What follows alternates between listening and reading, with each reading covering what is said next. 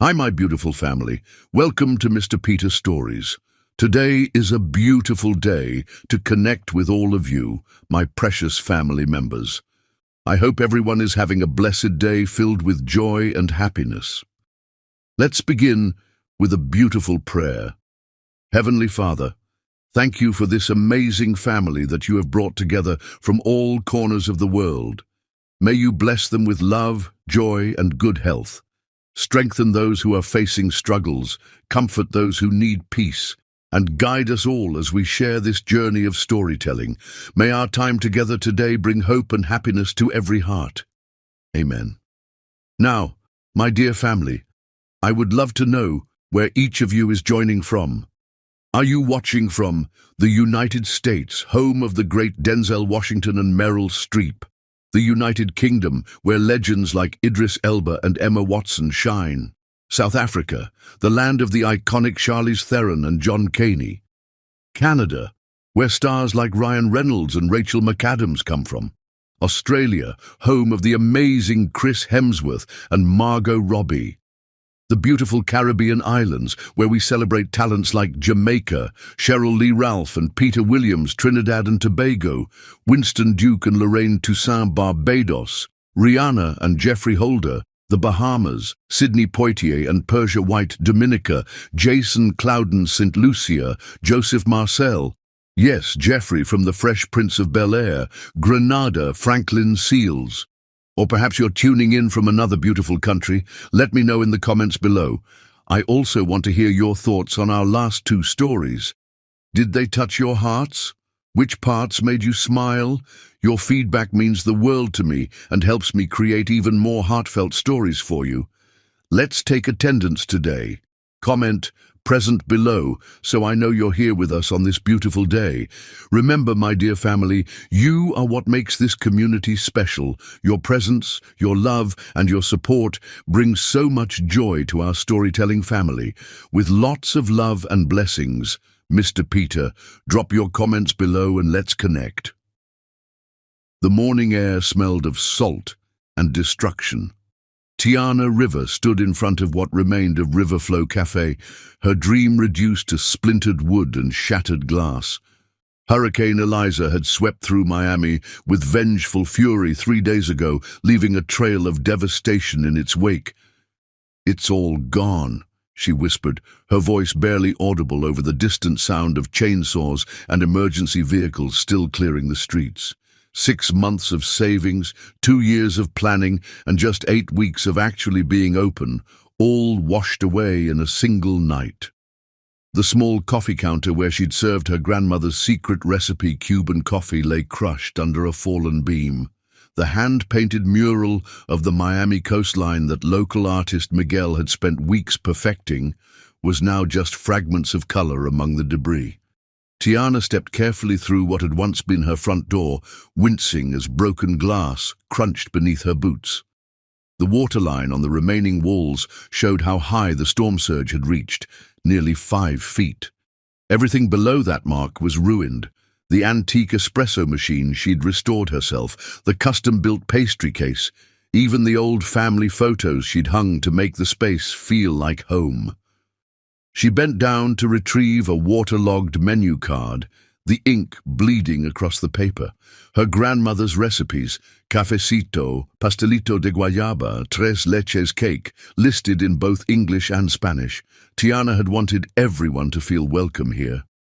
Tiana's phone buzzed in her pocket, her insurance agent. Again. She let it ring through to voicemail, no point answering when she already knew what he would say. Act of God, limited coverage, deductible too high. The technical terms that essentially meant she was on her own. The phone buzzed again immediately after, this time her landlord. Another call she couldn't bear to answer. The cafe space rent was due in a week, and her apartment rent was already 2 weeks late. "Tiana?" She turned to find her best friend Zara picking her way through the rubble, careful not to snag her nurse's scrubs. Zara had come straight from her night shift at Miami General, dark circles under her eyes indicating she hadn't slept yet. "You shouldn't be here," Tiana said, wiping quickly at her eyes. "You need rest." And you need a friend. Zara wrapped an arm around Tiana's shoulders. Any word from the insurance company? Tiana laughed bitterly. They'll cover about 20% of the damage, barely enough to haul away the debris, let alone rebuild. What about a loan? Your credit's good. 3 banks, 3 rejections. Tiana kicked at a piece of broken tile. Apparently, being wiped out by a hurricane makes me a high-risk investment. The last loan officer actually suggested I find a more stable career path. Zara's eyes narrowed. Like what? Selling your organs? At this point, I'm considering it. Tiana wasn't entirely joking. The cafe had been more than a business. It was her heritage, her grandmother's recipes finally having a home outside their family kitchen. Now, with the foreclosure notice on her apartment already in the mail, she had nowhere to live and no business to rebuild. Did you try calling that small business association? The one that helps with disaster relief? Zara asked. 7-month waiting list for funds, Tiana replied, and even then, it's just low-interest loans, not grants. She sighed. I don't want to just survive, Z. This cafe was supposed to be my future. There might be another way, Zara said hesitantly after a long pause. But you're not going to like it. Tiana raised an eyebrow. I'm living on your couch and about to lose everything I've worked for. Try me. Zara pulled her away from the rubble toward her car. Not here. Let's get coffee first, the irony of which is not lost on me. 20 minutes later, they sat in a corner booth of a generic chain coffee shop, Tiana grimacing as she sipped what passed for a cortadito here. This is an insult to coffee everywhere, she muttered, adding more sugar in a futile attempt to improve the taste. So, Tiana prompted, this mysterious solution you mentioned. Zara fidgeted with her cup. I overheard something at the hospital. There's this patient, well, not really a patient, he owns half the hospital wing. Get to the point, Z. Marnus King is looking for a surrogate, but not the traditional way. Zara leaned in, lowering her voice. He wants to conceive naturally, one time only, with someone healthy, intelligent and attractive. In exchange, he's offering enough money to... She gestured vaguely in the direction of the destroyed cafe. Tiana stared at her friend, waiting for the punchline. When none came, she set her cup down carefully. You're suggesting I sell my body and my child to some rich guy I've never met? I'm suggesting you hear the details before dismissing it, Zara countered. This isn't some creepy old man. He's in his 30s, self-made billionaire, and from what I gather, he's offering a comprehensive contract that protects both parties. Why would a billionaire need to pay for this? Can't he just date someone? Apparently he doesn't want the emotional complications. Business is his life, and he wants an heir without the messiness of a relationship. Zara shrugged. He's willing to pay 7 figures, plus medical expenses and a stipend during pregnancy. Tiana shook her head in disbelief. This is insane. I'm not that desperate. But even as she said it, her mind calculated the mortgage payments piling up, the suppliers she still owed, the loans that would follow her for decades. The cafe had been her last connection to her grandmother, the woman who had raised her after her parents died, who had taught her that food was love made tangible. And what happens to the baby afterward? I'm just supposed to hand over my child and cash the check? The thought made her stomach turn. From what I understand, you'd have some visitation rights, but he'd have primary custody. It's all spelled out in the contract. Zara reached across the table to squeeze Tiana's hand. Look, I'm not saying you should do it. I'm just laying out an option because I can't stand seeing you lose everything you've worked for. Tiana pulled her hand away, suddenly feeling trapped. The coffee shop's walls seemed to close in around her, the chatter of other customers growing distant as her thoughts raced. Was she really considering this? What would her grandmother say? Just think about it, Zara said, sliding a business card across the table. His assistant's contact information. The worst that happens is you meet him and say no.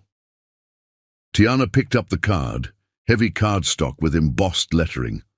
Alessandra Vega, Executive Assistant to Marnus King, King Enterprises. "I'll think about it," she said finally, tucking the card into her pocket. "But only because I've officially hit rock bottom."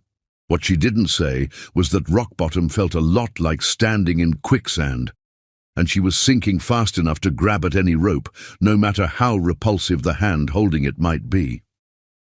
That night, alone on Zara's couch with the foreclosure notice in one hand and the business card in the other, Tiana made the call. She had exactly 3 weeks before the bank took everything, and her grandmother had always told her that pride made a poor bedmate when survival was at stake. The assistant answered on the second ring, her voice crisp and professional. "Mr. King can see you tomorrow at 2 p.m.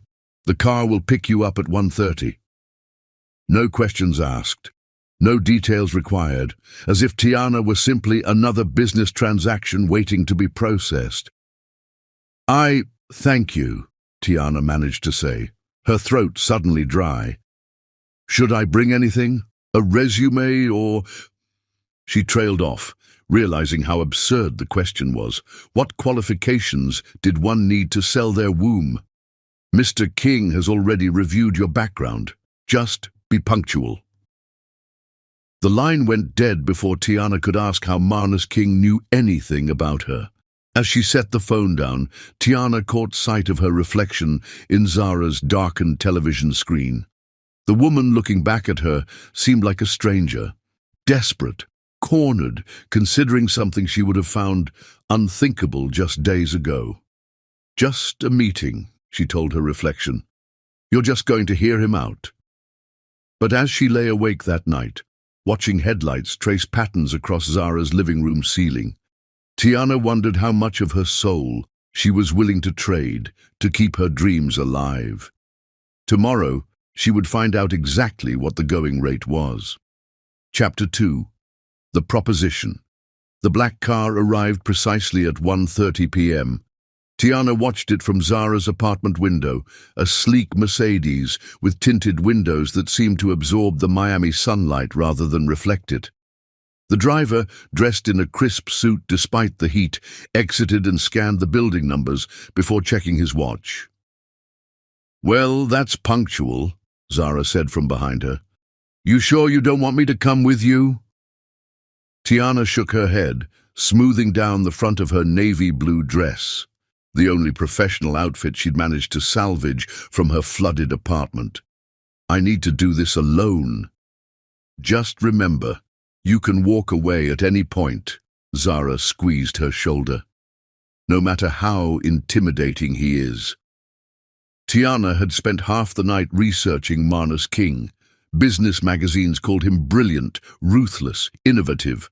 Social media branded him cold, calculating, devastatingly handsome.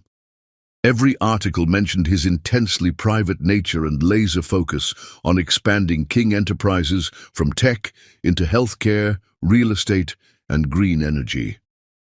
None explained why a man who could have anything would need to hire a woman to bear his child. Downtown Miami's skyscrapers gleamed in the afternoon sun, survivors of the hurricane that had devastated the smaller structures. The car pulled up to one of the tallest, a modern glass tower with King Enterprises emblazoned across the top in understated lettering. "Ms. River," the driver said, opening her door, "please proceed to the private elevator. Ms. Vega will meet you there."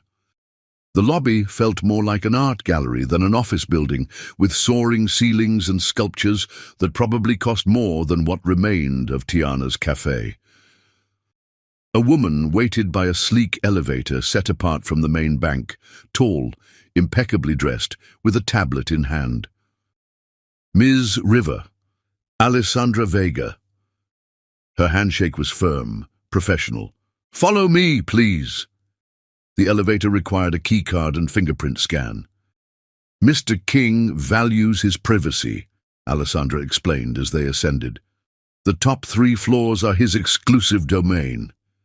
Tiana nodded, her mouth suddenly dry. "How many women has he interviewed for this position?" Alessandra's expression remained neutral. "You're the first." The elevator doors opened directly into a vast office space.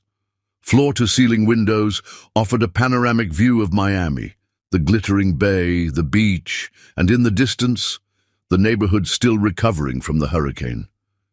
Tiana could almost see the flattened remains of her cafe from this height. "Mr. King will join you momentarily. Would you like water, coffee?" "No, thank you," Tiana managed, though her throat felt like sandpaper. Alessandra disappeared through a side door, leaving Tiana alone with the intimidating view. She approached the windows, drawn to the sight of her city spread out beneath her. "Miami always rebuilds," a deep voice said from behind her, "though some recover faster than others." Tiana turned to find herself face to face with Marnus King. The photos hadn't done him justice. Tall, with broad shoulders and an athletic build, he carried himself with the easy confidence of someone accustomed to power. His dark hair was cut short, emphasizing the sharp angles of his face, but it was his eyes that caught Tiana off guard, a penetrating grey that seemed to calculate everything they observed. "Mr. King," she said, extending her hand. "Thank you for seeing me." His handshake was firm, brief. "Marnus, please, if we're discussing what I think we're discussing, formality seems unnecessary." He gestured toward a seating area, modern leather chairs arranged around a low glass table. "You've lost something in the hurricane," he said, taking a seat across from her. Not a question, but a statement. "My cafe, river flow." Tiana swallowed hard.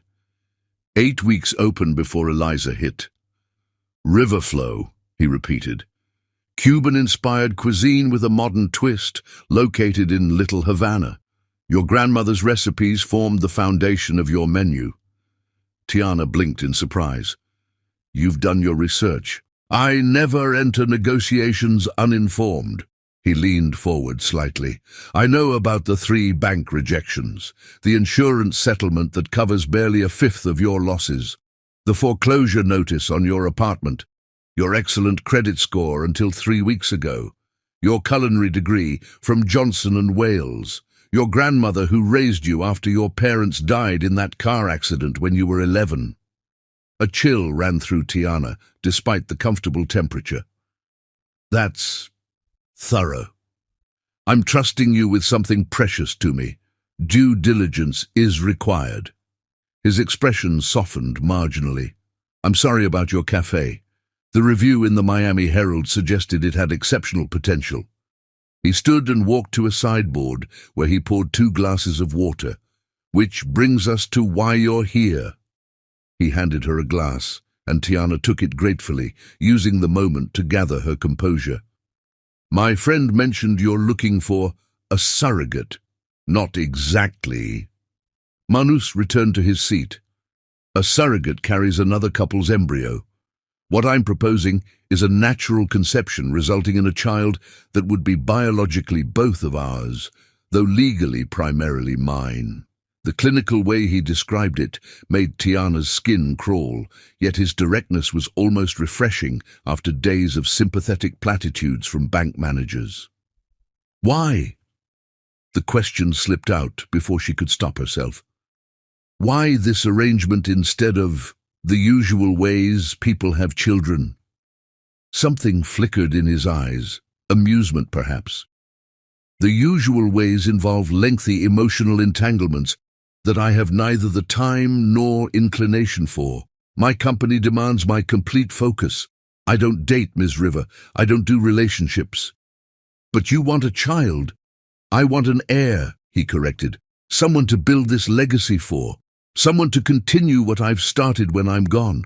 "That sounds very medieval," Tiana said, before she could think better of it. To her surprise, he smiled, a brief, genuine expression that transformed his face. "Perhaps, but pragmatic. I'm 38. Building something that will outlast me has become a priority." He reached for a leather portfolio on the table, opening it to reveal a document several inches thick. "This is the agreement I'm proposing. My attorneys have drafted it to protect both our interests." Tiana stared at the contract, its legal terminology swimming before her eyes. Could you just explain it in simple terms first? Manus nodded. The terms are straightforward. We would have one night together with the explicit purpose of conception. Following confirmation of pregnancy, I would provide financial support throughout the pregnancy, medical care, living expenses, nutritional needs. Upon delivery of a healthy child, you would receive the agreed-upon sum. The child would legally be mine, with you having limited visitation rights if you desire them. And the amount is $2 million plus all expenses during pregnancy. Tiana nearly choked on her water. The figure was far more than she needed to rebuild the cafe and clear her debts. That's significant.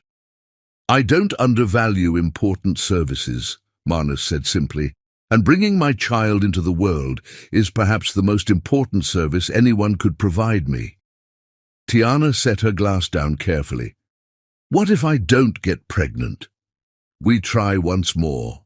If that fails, you receive a consolation payment of $100,000 for your time and effort. His gaze was steady, unemotional. There are medical screenings first, of course. My doctor would examine you tomorrow if you agree to move forward. And if I have pregnancy complications, or if, Tiana forced herself to say it, if I miscarry. Full medical care, regardless of outcome. Half payment in case of late-term loss. He spoke as if discussing a business merger rather than the potential loss of a child. Tiana stood abruptly, needing space from his calculating presence. She walked back to the windows, looking out at the city where her dreams lay in ruins. $2 million would not only rebuild her cafe, but could fund several locations. She could create the restaurant empire her grandmother had always believed she was capable of building. All it would cost was 9 months of her life and giving up a child. I would need my own lawyer to review this, she said without turning around. Of course. I've taken the liberty of providing a list of reputable attorneys who specialize in reproductive law. You may choose any of them, and I'll cover their fees regardless of your final decision. Tiana turned back to face him. Why me? With your resources, you could have approached anyone. For the first time, Manus seemed slightly uncomfortable. He stood, joining her by the window, careful to maintain a respectful distance. Genetics matter to me. Your medical history is excellent, no hereditary conditions of concern. Your intelligence is evident in your academic performance and business planning. Your appearance is, his eyes briefly scanned her face, aesthetically pleasing. Your demonstrated resilience and determination in building your business suggests character traits I would value in a child. You make me sound like a prize-breeding mare, Tiana said, unable to keep the edge from her voice. I make you sound like what you are. A potential genetic contributor to the most important project of my life. His voice remained even. I'm not looking for a wife, Miss River. I'm not looking for love. I'm looking for the right genetic match and a clear arrangement without messy emotions. And you think having a child isn't messy? That feelings won't complicate things? With proper legal boundaries, complications can be minimized. He returned to the table, closing the portfolio. Take the contract. Have your attorney review it. You have 3 days to decide. Tiana felt dismissed, yet also strangely empowered. This cold, calculating man needed something from her that all his billions couldn't simply purchase outright. What if I want changes to the terms? Manus raised an eyebrow.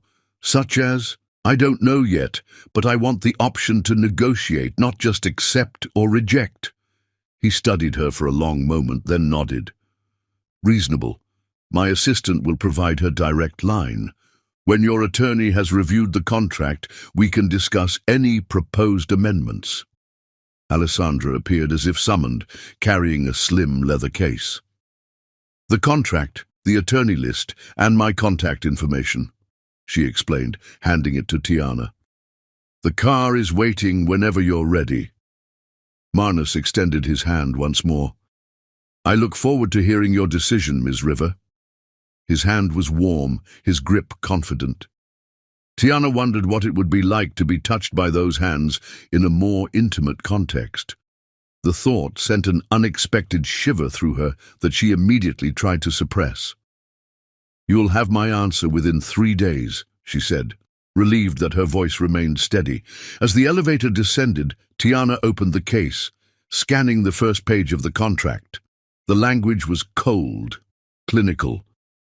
Genetic contribution, biological merger, parental rights transfer. Nothing about the miracle of creating life, the bond between mother and child. Could she really do this? Trade a piece of herself, her child, for financial security? Back at Zara's apartment, her friend was waiting anxiously. "How did it go? What's he like? Are you going to do it?" Tiana set the contract case on the coffee table. "He's exactly what you'd expect. Cold, calculating, completely detached. He talked about having a child like he was ordering a custom-built car. But the money, $2 million. Zara's eyes widened. "Holy shit." "Yeah." Tiana sank onto the couch, suddenly exhausted. "He wants an answer in 3 days. What are you thinking?" Tiana stared at the leather case. Inside was the potential salvation of her dreams, the resurrection of her cafe, financial security she'd never imagined possible. All in exchange for a child she hadn't planned on having anyway, at least not anytime soon. "I'm thinking I need to find a lawyer." Tiana reached for her phone. "And then I need to decide how much of my soul I'm willing to sell to this devil in a bespoke suit." What she didn't say, couldn't admit even to Zara, was that beneath her disgust at the clinical nature of his proposal, she'd felt something else during that meeting. A flicker of attraction, unwanted and inconvenient, to the man who saw her as nothing more than a biological vessel for his future heir, and that perhaps scared her more than the contract itself. Chapter 3. The Arrangement. 3 days of legal consultations, sleepless nights, and endless debates with Zara had led to this moment. Tiana stood outside Marnus King's penthouse door, contract in hand, heart pounding. After multiple revisions and negotiations, some of which had surprised her by being accepted without argument, she had signed the agreement that morning. She was officially selling her womb to a billionaire. The attorney she'd chosen, Elena Mendez, had been thorough and surprisingly supportive. "This isn't the worst contract I've seen," she'd said after reviewing the initial draft, "but we're going to make it better." And they had, adding provisions for Tiana's post-birth recovery, clearer visitation rights, and a clause preventing Marnus from seeking additional children from her in the future without a completely new agreement. Now, as Alessandra Vega led her into a different part of the penthouse than she'd seen before, Tiana couldn't help wondering if any legal language could truly prepare her for what was about to happen. "Mr. King will join you shortly," Alessandra said, gesturing to a sitting room furnished with understated luxury. "Would you like something to drink? Water? Wine?" "Water is fine," Tiana replied, her throat suddenly dry. As Alessandra left, she took in her surroundings. Unlike the stark modernity of his office, this space felt almost warm. Rich woods, soft lighting, and a wall of windows showcasing the Miami skyline now twinkling with evening lights. "You came." Tiana turned to find Marnus watching her from the doorway. Gone was the impeccable business suit, replaced by dark jeans and a simple grey button-down shirt with the sleeves rolled to his elbows. The casual attire should have made him look more approachable. Somehow, it only emphasized his inherent power. "I signed the contract," she said, gesturing to the folder on the coffee table. "Your assistant already confirmed the first payment was deposited." The good faith deposit of $50,000 had appeared in her account that morning, enough to secure temporary housing and begin clearing her most pressing debts. Marnus nodded, crossing to a sideboard where he poured himself a drink. Your attorney was quite persistent with those revisions. I believe in negotiating from a position of strength. His lips curved slightly. A quality I hope our child inherits. Our child. The words hung in the air between them, making the purpose of the evening impossible to ignore. Tiana's stomach tightened with anxiety. The medical screening confirmed you're ovulating, Marnus continued, his tone clinically detached once more.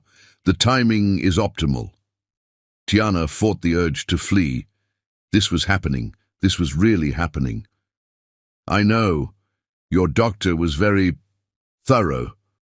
An awkward silence fell. For all his meticulous planning, Marnus seemed suddenly uncertain how to proceed.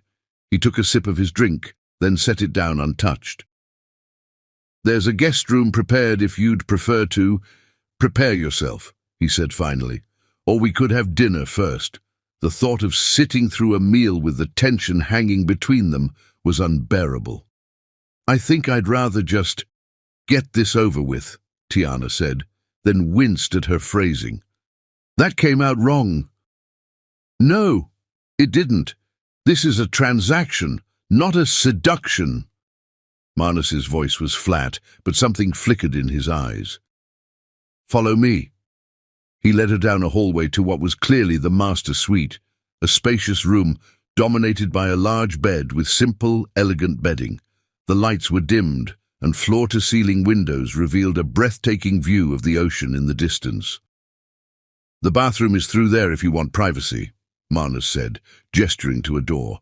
Take whatever time you need.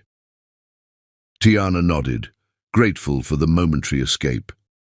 The bathroom was larger than her entire former apartment, with a marble shower that could have held 6 people. She stared at her reflection in the mirror, hardly recognizing the woman looking back at her. You can do this, she whispered to herself. It's just sex. Clinical, contractual sex. She splashed water on her face, took a deep breath, and returned to the bedroom. Marnus had removed his shirt, revealing a physique that spoke of regular workouts despite his demanding schedule. He stood by the windows, his back to her, tension evident in his shoulders. I've never done anything like this before, he admitted without turning. Despite what you might think, I don't make a habit of arrangements like this. Something in his confession made him seem suddenly human, vulnerable even. Tiana approached slowly. Neither have I. When he turned to face her, the clinical detachment she'd seen in his office was gone. In its place was something raw, almost hungry. The contract specifies 1 night, he said, his voice lower than before. Perhaps we should make it count. Tiana had expected mechanical, efficient coupling, the minimum required to achieve their goal.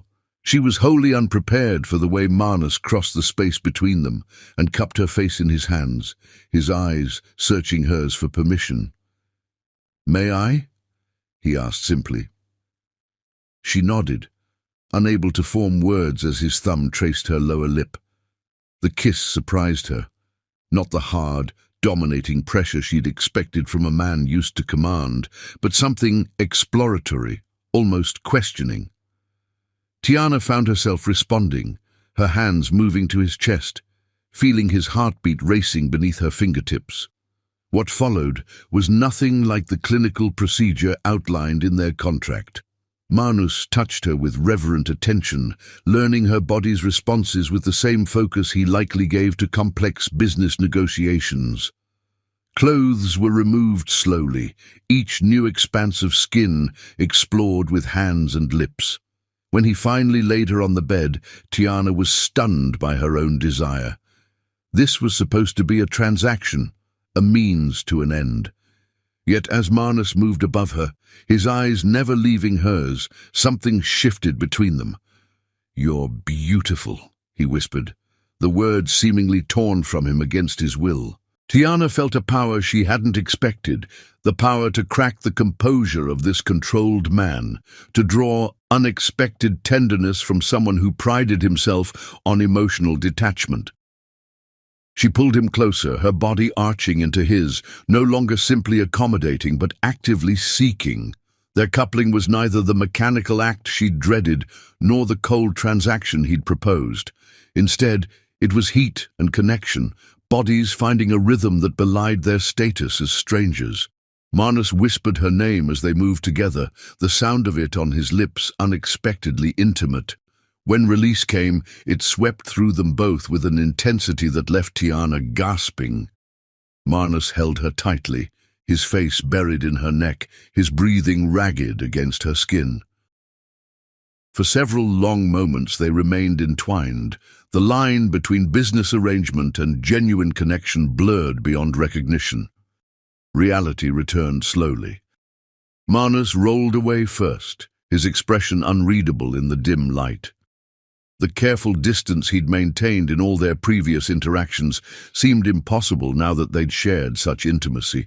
Yet Tiana could almost see him rebuilding his walls, brick by brick. "I hope that was satisfactory," he said finally, the formality of his words at odds with the lingering heat between them. Tiana almost laughed at the absurdity. "Yes, very effective." "Good." He stood, reaching for his discarded clothes. "You're welcome to stay the night. The guest room is prepared, or you can remain here." The hesitation in his offer told her which he preferred. Despite their unexpected chemistry, Marnus clearly needed to re-establish boundaries. "I think the guest room would be best," she said, gathering her own clothes. "We agreed this was just one night." He nodded, relief and something like disappointment flashing across his face. "Of course. Alessandra will show you out in the morning. My schedule requires an early start." Just like that, they were back to business.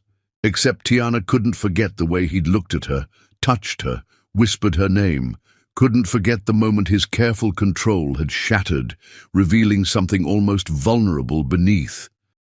In the guest room, surrounded by luxurious furnishings that would have impressed her just days ago, Tiana stared at the ceiling and wondered what she'd gotten herself into. The contract had accounted for every practical aspect of their arrangement: financial support, medical care, legal rights. What it hadn't accounted for was chemistry, connection, the possibility that what should have been clinical might instead be complicated by something dangerously close to desire. It was just sex, she told herself firmly. Good sex, but still just a means to an end. Yet as sleep finally claimed her, Tiana couldn't shake the feeling that something fundamental had shifted. The neat, contractual arrangement they'd agreed to had just become infinitely more complex, and neither of them had thought to include a clause covering unexpected attraction. In the morning, Marnus was gone as promised, leaving Alessandra to escort her to the waiting car. The assistant's expression revealed nothing, though Tiana wondered how much she knew or guessed about what had transpired.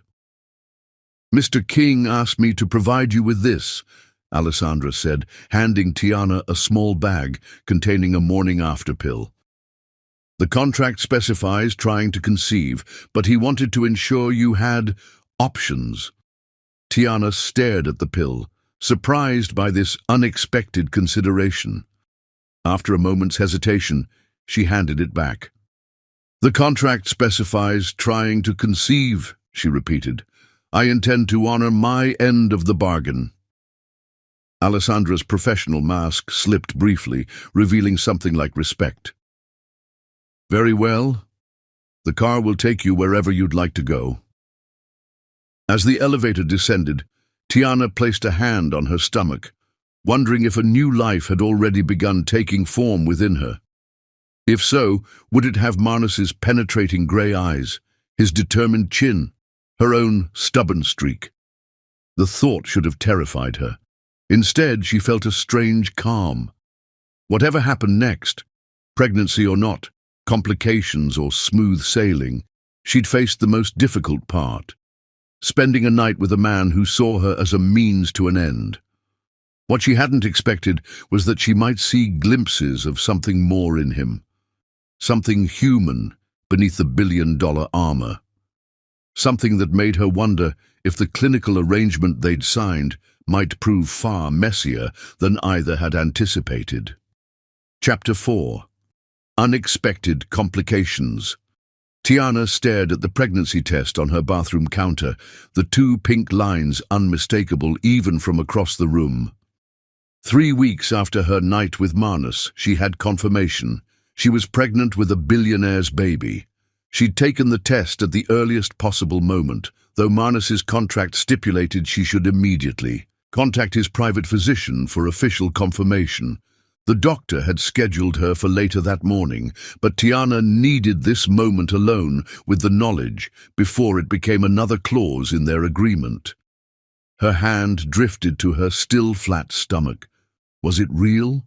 A tiny cluster of cells now growing inside her, half hers, half his, half warm cafe owner, half cold corporate titan. "What have I gotten you into, little one?" she whispered. Her phone vibrated on the counter, Zara calling for the 3rd time that morning. "Did you take it?" her friend asked without preamble. "It's positive." A long pause. "How do you feel?" "I don't know." Tiana sat on the edge of her bathtub. The funds from Marnus had allowed her to rent a modest but comfortable apartment while she began the process of rebuilding her cafe. Scared, overwhelmed, weirdly okay. The contract is clear. I know exactly what happens next. "Have you told him yet?" "Number I'll tell him after the doctor confirms it."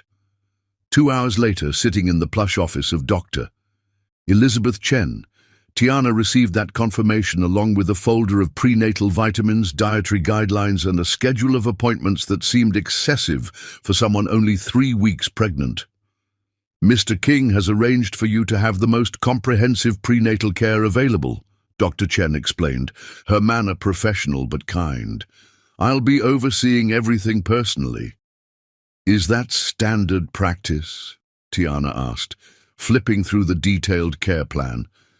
"For my VIP patients, yes." The doctor's careful phrasing made it clear she understood the unusual nature of the arrangement. "Would you like me to inform Mr. King of the confirmation, or would you prefer to do so yourself?" Tiana hesitated. According to their contract, notification should go through official channels, doctors, lawyers, assistants, the sterile path, but something about their night together made that feel wrong. "I'll tell him," she decided. "Can you send him the medical report afterward?" Dr. Chen nodded. "Of course." Outside the medical building, Tiana paused on the sidewalk, phone in hand. She had Marnus's direct number, given to her for pregnancy-related emergencies only, but had never used it. Taking a deep breath, she dialed. He answered on the second ring. "Tiana." His voice betrayed no surprise, despite the fact she'd never called him before. "Is everything all right?" "Yes, I... She hesitated, suddenly aware of how intimate this news felt, despite the clinical nature of their arrangement. "I just left Dr. Chen's office. The test is positive. I'm pregnant." Silence stretched across the line, long enough that Tiana wondered if they'd been disconnected. Then, a single exhaled breath. "You're certain?" "Blood test confirmed it. About 3 weeks along." Another pause. "How are you feeling?" The question surprised her. Their contract detailed medical care and financial support, but personal concern hadn't been part of the arrangement. "Physically, I'm fine. A little tired. No morning sickness yet." "Good. That's good." His voice sounded different, less controlled, perhaps. "I'll have Alessandra release the next payment immediately, the funds for your cafe reconstruction." As promised in the contract, confirmation of pregnancy triggered the release of the first major payment. $500,000 to begin rebuilding Riverflow Cafe while she carried his child. "Thank you," Tiana said. She waited for him to end the call, to retreat back to the safety of their business arrangement, but instead heard what sounded like him pacing. "I'd like to meet," he said abruptly, "to discuss next steps." "The contract is pretty clear about next steps. Nevertheless, I prefer to confirm arrangements in person. Dinner, tonight, if you're available." Tiana frowned at her phone. Their agreement didn't specify ongoing dinners or meetings beyond necessary medical appointments, which he wasn't even required to attend. "I've already started meeting with contractors about the cafe rebuild," she said, unsure why she felt the need to explain herself. "My schedule is pretty full. 8 o'clock. I'll send a car." It wasn't quite a command, but close enough to irritate her. "Fine. Text me the restaurant details. I can drive myself." A pause. "It would be at my residence, more private." The memory of his penthouse and his bedroom flashed vividly in her mind. "I'd prefer a public place." She could almost hear his frown. "Very well. La Maison at 8. I'll make reservations." La Maison was among the most exclusive restaurants in Miami. Even at the height of her pre-hurricane success, Tiana wouldn't have been able to get a table there without weeks of advance notice. "I'll be there," she agreed, ending the call before he could issue any more quasi-commands. Within minutes, her phone pinged with notifications: the substantial deposit to her account, a confirmation of her dinner reservation, and a detailed prenatal vitamin subscription that would deliver to her door weekly. Marnus King might be unexpectedly interested in meeting, but he was still approaching her pregnancy like a well-managed business venture. The rest of the day passed in a blur of contractor meetings at her cafe site. The funds from Marnus meant she could not only rebuild, but improve. Better kitchen equipment, a small expansion into the vacant space next door, upgraded furnishings.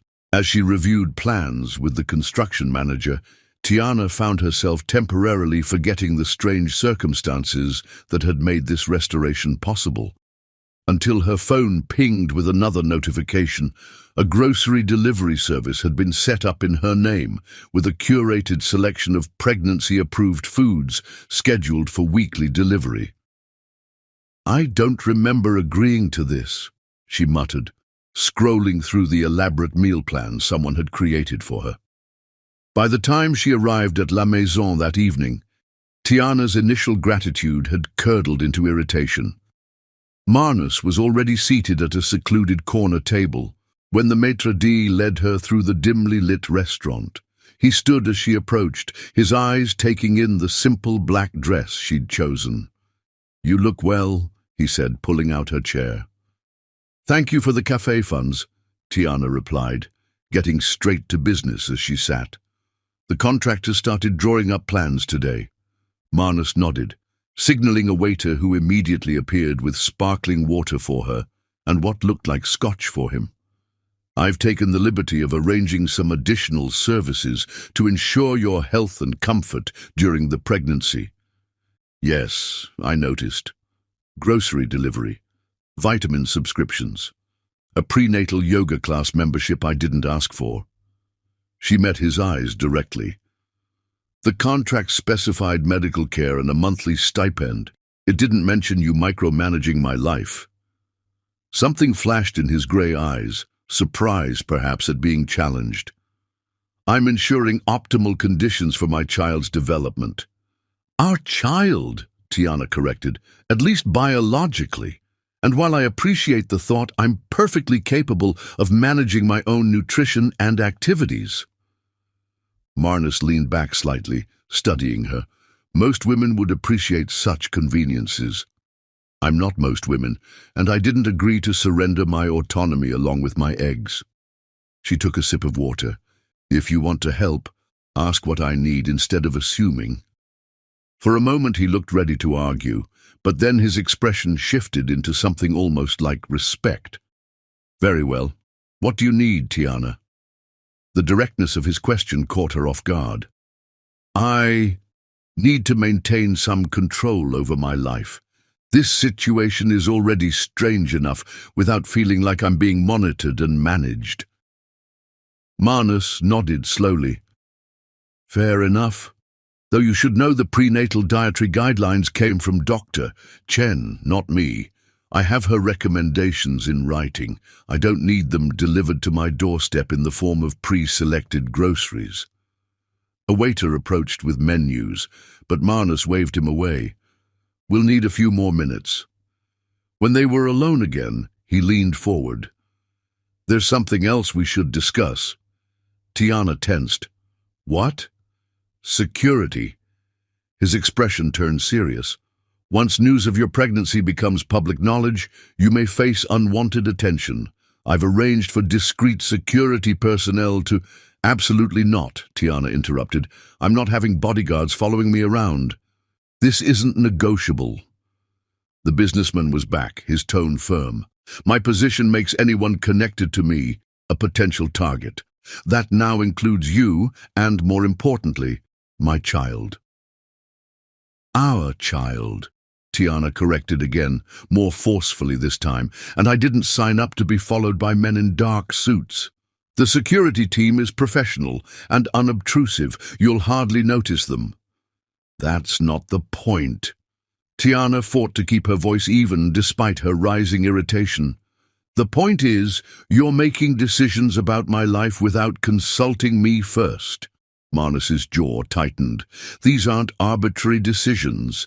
They're necessary precautions. Something in his expression, a genuine concern beneath the authoritative exterior, made Tiana pause. This wasn't just about control. He was actually worried. How about a compromise, she suggested.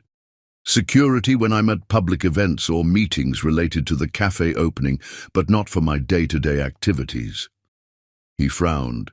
That leaves significant vulnerability. It's that or nothing, Tiana said firmly. I won't live in a bubble for the next 8 months. Their standoff was interrupted by the waiter's return. This time, Marnus allowed him to present the menus and recite the evening's specials. As they ordered, Tiana noticed Marnus subtly directing the waiter away from certain dishes he clearly deemed inappropriate for her condition. I can order for myself, she said once the waiter had gone. Of course. Marnus had the grace to look slightly abashed. Old habits. Controlling everything around you. Protecting my interests. He took a sip of his drink. Though I concede I may be approaching this situation too. Clinically. The admission surprised her. You think? A hint of a smile touched his lips.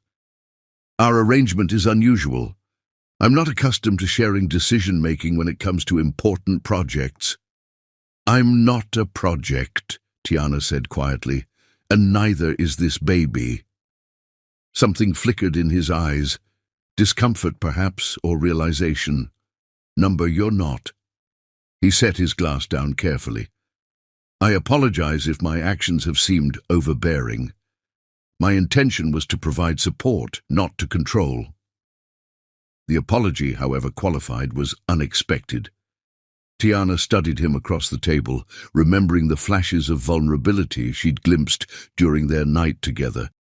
Beneath the billionaire exterior was a man used to maintaining control at all costs, a man who was now facing perhaps the one situation in life that couldn't be managed with money and power alone. How about this, she offered. You can make suggestions about security, health measures, whatever else concerns you, but they remain suggestions until we discuss them together. Marnus considered this, his expression thoughtful. That's reasonable. He reached into his jacket and produced a small box. Which brings me to this. Tiana eyed the box warily. What is it? Open it. Inside was a sleek smartphone. I have a phone, she said, confused. This one has enhanced security features and a direct line to my security team if needed. He held up a hand as she started to protest. A suggestion only, for your consideration. Tiana couldn't help the small smile that formed. You're learning. I adapt quickly to new parameters. There was that hint of a smile again, transforming his usually stern features. Their food arrived, momentarily pausing the conversation. As they ate, Marnus surprised her by asking detailed questions about the cafe rebuild, not just cursory interest, but specific inquiries about her vision, her menu plans, her staffing strategy. "You seem genuinely interested in the cafe," she observed. "I'm interested in anything that matters to the mother of my child." He paused, then added more quietly, "And I've been impressed by your business acumen." Few people would have developed such a comprehensive rebuilding strategy so quickly. The compliment, delivered without flattery or agenda, caught her off guard. "Thank you." As dinner concluded, Tiana realized they'd somehow shifted from adversaries negotiating terms to something almost like partners discussing shared concerns. It was disconcerting how easily conversation flowed once they moved past their power struggle. Outside the restaurant, his driver waited with the car. "May I offer you a ride home?" Marnus asked. "I drove myself," Tiana reminded him. He nodded, seemingly reluctant to end the evening. "I'd like to see the cafe site. Perhaps tomorrow, if you're agreeable." Another unexpected request. "Why?" "Professional curiosity," he hesitated, "and personal interest." Tiana considered refusing but found herself nodding instead. "Tomorrow afternoon, 3 o'clock, I'll text you the address." "I know the address." At her raised eyebrow, he added, "Due diligence, remember." As she turned to leave, he caught her hand, the first time he'd touched her since their night together. The contact sent an unwelcome spark through her. "Tiana," his voice had softened, "thank you for this." His eyes dropped briefly to her stomach. For a moment, they stood connected, the busy restaurant entrance fading around them. Then Tiana gently withdrew her hand. "Good night, Marnus." Walking to her car, she felt his eyes following her. This wasn't what she'd signed up for, this strange, evolving relationship that kept shifting beneath her feet. The contract had been clear. Conception, pregnancy, delivery, payment, clinical, straightforward, emotionally detached. Nothing had prepared her for a Marnus king who sent prenatal vitamins, asked about her business, and looked at her with something that went beyond their contractual obligation. As she drove home, one hand unconsciously drifted to her stomach. "Well, little one," she murmured, "things just got a lot more complicated." Chapter 5. Power Struggles. 6 weeks later, Riverflow Cafe was taking shape again. The hurricane debris had been cleared, new walls stood where destruction had been, and the custom-designed counter was being installed. Standing in what would soon be her kitchen, Tiana couldn't help but feel a surge of pride and gratitude. "The tile delivery is scheduled for Thursday," Miguel, her contractor, said as he reviewed the timeline, "and the espresso machine should arrive next Monday." "Perfect," Tiana replied, one hand unconsciously resting on her still flat stomach. At 9 weeks pregnant, she didn't look any different, but she felt different. More tired, occasionally queasy, and increasingly aware of the life growing inside her. Miguel followed her gaze to the large front windows where a black sedan had been parked for the past hour. "Your investor checking up on progress again?" Tiana sighed. "Something like that." Despite their agreement about security only at public events, she'd noticed the discreet but unmistakable presence of Marnus's people. Not following her exactly, but happening to be wherever she went. So far, she'd chosen not to confront him about it. Her phone vibrated with a calendar notification, prenatal appointment tomorrow at 10 a.m. Below it was a text message from Marnus. "We'll join you for the ultrasound. Car will pick you up at 9:30. Not a question, a statement. Tiana typed back, "I can drive myself. See you there if you'd like to attend." 3 dots appeared immediately, disappeared, then reappeared. Finally, "As you wish. I'll meet you at Dr. Chen's office." a small victory in their ongoing power struggle.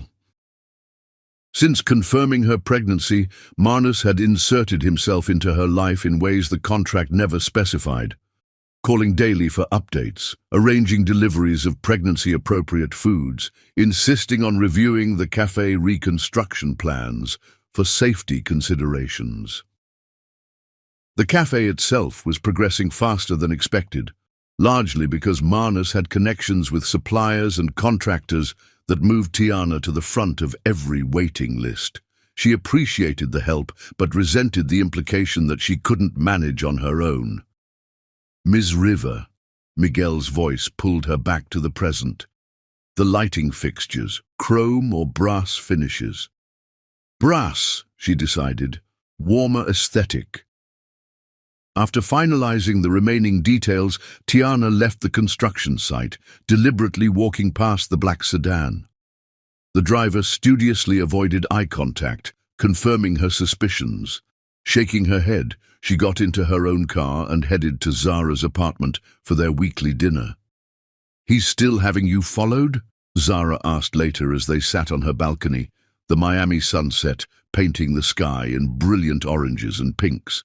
"Not officially following, just conveniently positioned wherever I go." Tiana stabbed at her salad. "It's infuriating, but also kind of sweet," Zara suggested with a raised eyebrow. "He's clearly concerned about you." "He's concerned about his investment," Tiana corrected, though she wasn't entirely convinced of her own words. Marnus's behavior went beyond prudent monitoring of a business arrangement. "Speaking of which, how was your dinner with him last week?" Zara leaned forward eagerly. "Like a business meeting with undertones of something else." Tiana couldn't quite define the strange energy that existed between them now. "He spent 20 minutes discussing the nutritional benefits of different prenatal supplements, then asked about my grandmother's recipes for the cafe." "Sounds riveting," Zara laughed. "The strangest part is that he seems genuinely interested, not just making conversation." Tiana set down her fork. "Yesterday, he sent over a rare Cuban cookbook from the 1950s that he happened to find at an auction." "Who does that?" "A man who's developing feelings for the mother of his child." Tiana shook her head firmly. "That's not part of our arrangement. He wants an heir, not a relationship." "Sometimes what we want and what we get are different things," Zara said wisely. The next morning at Dr. Chen's office, Tiana arrived to find Marnus already waiting in a private room, reviewing emails on his phone. He stood immediately when she entered. "You're looking well," he said, his eyes scanning her as if checking for visible changes. "I feel fine," she replied. "Morning sickness hasn't been too bad." An awkward silence fell between them, broken when Dr. Chen entered with a warm smile. "Good morning. We're doing an ultrasound today to check development and get a more precise due date." As Tiana lay back on the examination table, she was acutely aware of Marnus standing nearby, his usual commanding presence somehow subdued in this medical setting. When Dr. Chen applied the cold gel to her stomach, she flinched slightly. "Sorry about that," the doctor said. "Let's see what we've got here." The room filled with a rapid whooshing sound, the baby's heartbeat. Tiana's own heart seemed to stop for a moment as the reality of the life inside her became undeniably concrete. "There's your baby," Dr. Chen said, pointing to a small shape on the screen. "Measuring right on track for 9 weeks. Strong heartbeat." "It's so tiny," Tiana whispered. She glanced at Marnus and was startled by his expression, a mixture of awe and vulnerability she'd never seen on his face before. His eyes were fixed on the screen, his usual mask of control completely gone. "That's our child," he said softly as if to himself. Something shifted in the room, the emotional weight of the moment transcending their contractual relationship.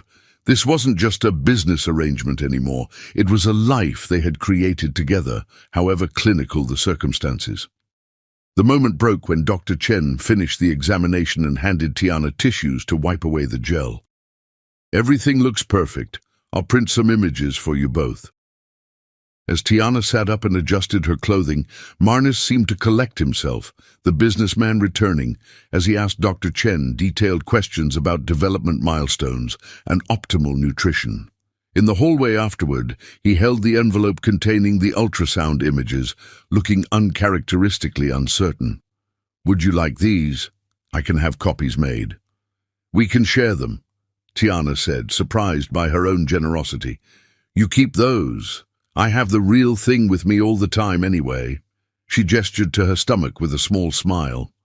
Marnus nodded, carefully tucking the envelope into his suit jacket. "I have a meeting with the hospital board at noon, but I'd like to see the cafe progress afterward. Would 4 o'clock work for you?" Again, not quite a question, not quite a command.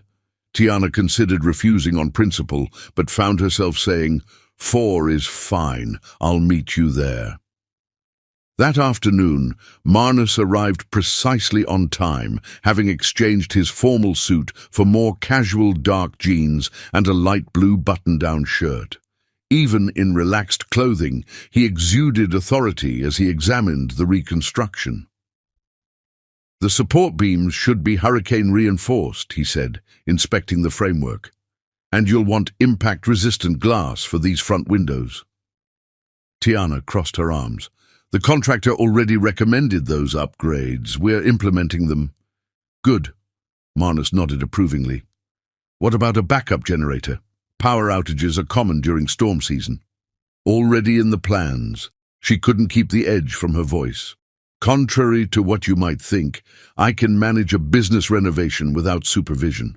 He turned to her, eyes narrowing slightly. "I never suggested otherwise." "Your actions suggest otherwise. The daily check-ins, the unannounced visits, the security detail I explicitly said I didn't want." The frustration she'd been containing for weeks finally boiled over. "This isn't what we agreed to, Marnus." "Circumstances change," he said simply. "The contract covered the basic arrangement. It couldn't anticipate every detail." "It certainly didn't anticipate you micromanaging my life." Her voice rose enough that Miguel glanced over curiously from across the room. Marnus took her elbow, gently guiding her toward the back office area for privacy. The touch sent an unwelcome spark through her arm. "I am not micromanaging," he said, his voice low and controlled. "I'm taking an interest in the well-being of my child, and by extension, you. An interest is asking how I'm feeling. What you're doing is surveillance and interference." His jaw tightened.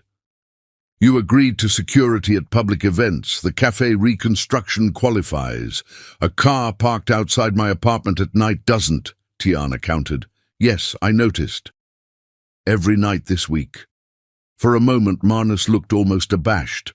Then his expression hardened again. "My child deserves protection. So does its mother. I am not just a vessel for your heir." The words came out louder than she intended, echoing in the unfinished space. "I'm a person with my own life, my own business, my own decisions to make. You can't control everything, Marnus, no matter how much money you have." They stood facing each other, the tension between them electric. His grey eyes had darkened with anger. But there was something else there, too, a heat that had nothing to do with their argument. "I don't aim to control you," he said finally, his voice dropping. "I aim to protect what matters to me." "And what exactly matters to you? Just the baby? Or something else?" Tiana challenged, stepping closer. The air between them seemed to thin. For a heartbeat she thought he might kiss her, and worse, she wanted him to. The memory of their night together flashed vividly in her mind. Instead, Marnus stepped back, his expression closing off. "The agreement matters. Our child matters. The rest is irrelevant." "Is it?" Tiana pressed. "Then why are you here, Marnus? Why the cookbook? Why daily calls that have nothing to do with the pregnancy? I don't have to explain myself to you." His voice was cold now, the vulnerable man from the doctor's office completely gone. "Actually, you do, when your actions affect my life." Tiana refused to be intimidated. "We have a contract, not a relationship. You made that distinction very clear from the beginning." Something flickered in his eyes. Hurt, perhaps, though she couldn't imagine why. "If my interest in your well-being is so offensive, I'll scale back. You'll receive updates through Dr. Chen and Alessandra going forward." The formal tone felt like a slap after weeks of almost friendly interactions. "Fine, that's what we agreed to anyway." "Fine." He turned to leave, then paused.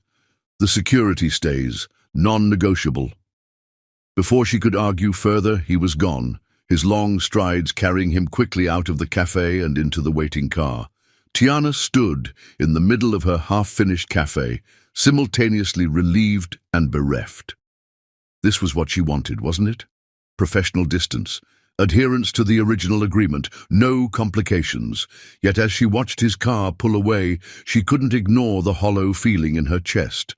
Somewhere along the way, their clinical arrangement had developed undertones of something else, something neither of them had bargained for.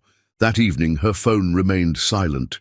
No texts asking about her dinner choices, no calls checking on her symptoms, no updates about prenatal vitamins or cafe supplies.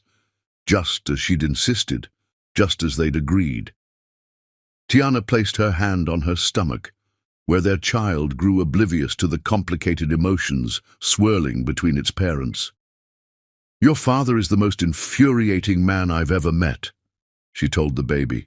"Controlling, demanding, impossible." She paused, remembering the look on Marnus's face when he saw the ultrasound, that moment of pure, unguarded wonder. "But there might be more to him than that," she admitted softly. "And that's what scares me." Chapter 6. Forbidden Feelings. 2 weeks of professional distance had left Tiana both relieved and strangely bereft. True to his word, Marnus had scaled back his involvement to formal updates through Alessandra and Dr. Chen. No more surprise visits, no more daily calls, no more unsolicited deliveries of pregnancy supplements. The security detail remained, however. A silent, dark car that appeared wherever she went. She'd given up fighting that particular battle. Riverflow Cafe was nearly ready for its grand reopening, scheduled for next weekend. The renovation had surpassed her original vision, partly due to Marnus's connections that had expedited permits and deliveries, though she was reluctant to give him credit. "The sign installation is complete," Miguel announced as Tiana inspected the newly tiled kitchen floor. "Want to see?" Outside, the neon Riverflow sign glowed against the twilight sky, its blue letters a perfect match to her grandmother's favorite color. Beneath it, in smaller script, "Inspired by Rosa." Tears pricked at Tiana's eyes. Her grandmother would have loved this place, bigger and better than before, but still carrying the spirit of her recipes and traditions. "It's perfect," she whispered. "Ms. River?" One of the workmen approached. "There's a delivery for you." In the back office, a package sat on her desk, a small, elegant box tied with ribbon. No card, no note, but she knew immediately who it was from. Inside lay a delicate silver pendant, shaped like a flowing river, with a tiny blue stone where the cafe would be located on a map. It was understated, elegant, and exactly to her taste. Marnus had been paying more attention than she'd realized. Her phone rang. "Zara." "Did you hear the news?" her friend asked without preamble. "What news?" "Marnus King was in a car accident last night. It's all over the business channels." Tiana's heart stuttered. He's okay, apparently. But they say he's at Miami General." After ending the call, Tiana stared at the pendant in her palm. The right thing would be to maintain the professional distance they'd established. Send flowers, perhaps, with a formal note wishing him well. Instead, she found herself driving to Miami General, the security car following discreetly behind. At the hospital, she was initially rebuffed at the reception desk. Family only for Mr. King, until Alessandra appeared in the hallway, spotted her, and approached. "Ms. River, this is unexpected. I heard about the accident. I wanted to check on him." The words sounded inadequate even to her own ears. Alessandra studied her thoughtfully. "He's in a private suite on the 5th floor, room 527. I'll tell security to expect you." The private room was more like a luxury hotel suite than a hospital room. Marnus sat propped up in bed, his laptop open despite a bandage on his forehead and his left arm in a sling. He looked up as she entered, surprise flashing briefly across his face. "Tiana, I heard about the accident." She stood awkwardly near the door. "Are you all right?" 3 cracked ribs, a dislocated shoulder, and a mild concussion. He closed the laptop. "Nothing serious." "Nothing serious," she repeated with a small, disbelieving laugh. "Most people would consider that fairly serious." A ghost of a smile touched his lips. "I've had worse." An uncomfortable silence fell between them. Tiana gestured to the pendant around her neck. "Thank you for this. It's beautiful. The cafe reopens next week." It seemed appropriate. His eyes lingered on the pendant, then moved to her stomach, which now showed the slightest curve beneath her dress. "How are you feeling?" "Good. The 2nd trimester is apparently the easy part." She moved closer to his bed. "What happened?" "With the accident." Marnus's expression darkened. "Drunk driver ran a red light, hit the car on my side." He gestured to his injuries. "Could have been worse if not for the vehicle's safety features." "I'm glad you're okay." The words came out softer than she intended. He studied her face. "Why are you here, Tiana?" "Our last conversation made it clear you preferred professional distance." It was a fair question. Why had she rushed to the hospital instead of sending the appropriate formal well-wishes? "I don't know," she admitted. "It seemed like the right thing to do." "Because of the contract?" "No." She met his eyes. "Because despite everything, I don't actually want you hurt or suffering." Something shifted in his expression, a softening around the eyes, a vulnerability she rarely glimpsed. "I have few visitors," he said after a moment. "Alessandra, my legal team, business associates, no family, no friends really." The admission surprised her. For all his wealth and power, Marnus King was fundamentally alone. "No family at all." He hesitated, then gestured to the chair beside his bed. Tiana sat, setting her purse aside. "My mother died when I was 8. Cancer." His voice was matter-of-fact, but his eyes held old pain. "My father was not a kind man, brilliant in business, abysmal as a parent. He believed emotional attachment was weakness, affection was earned through achievement, never freely given." "That sounds awful," Tiana said quietly. "It was effective. I built my first successful company at 22, largely to prove him wrong." A bitter smile crossed his face. "He died before I could show him what I'd accomplished. Heart attack at his desk. Working, of course." "I'm sorry." She hesitated, then asked, "Is that why you want a child? To prove you can be a better father than yours was?" Marnus looked surprised by her insight. "Perhaps, but also to create something lasting. Companies rise and fall, buildings crumble, but family." He trailed off, then added quietly, "Family should be forever." "Should be," Tiana agreed, thinking of her own grandmother, who had shown her unconditional love after her parents died. "But it takes work and emotional presence. Something I'm not known for," he acknowledged, a hint of self-deprecation in his tone. "Hence the contract, clear boundaries, defined expectations. And yet here we are, having a personal conversation in your hospital room." Tiana couldn't help the small smile that formed. Not exactly what either of us planned. No, he agreed, his eyes holding hers. It's not. The air between them felt charged, the memory of their one night together suddenly vivid and present. Manus broke the tension first. The cafe. Is everything ready for the reopening?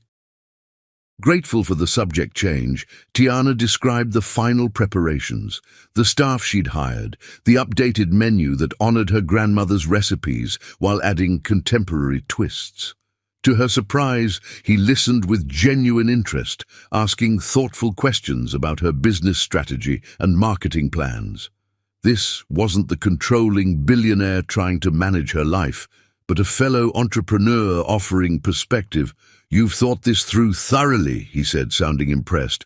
Most reopenings after disasters fail within a year. Yours won't.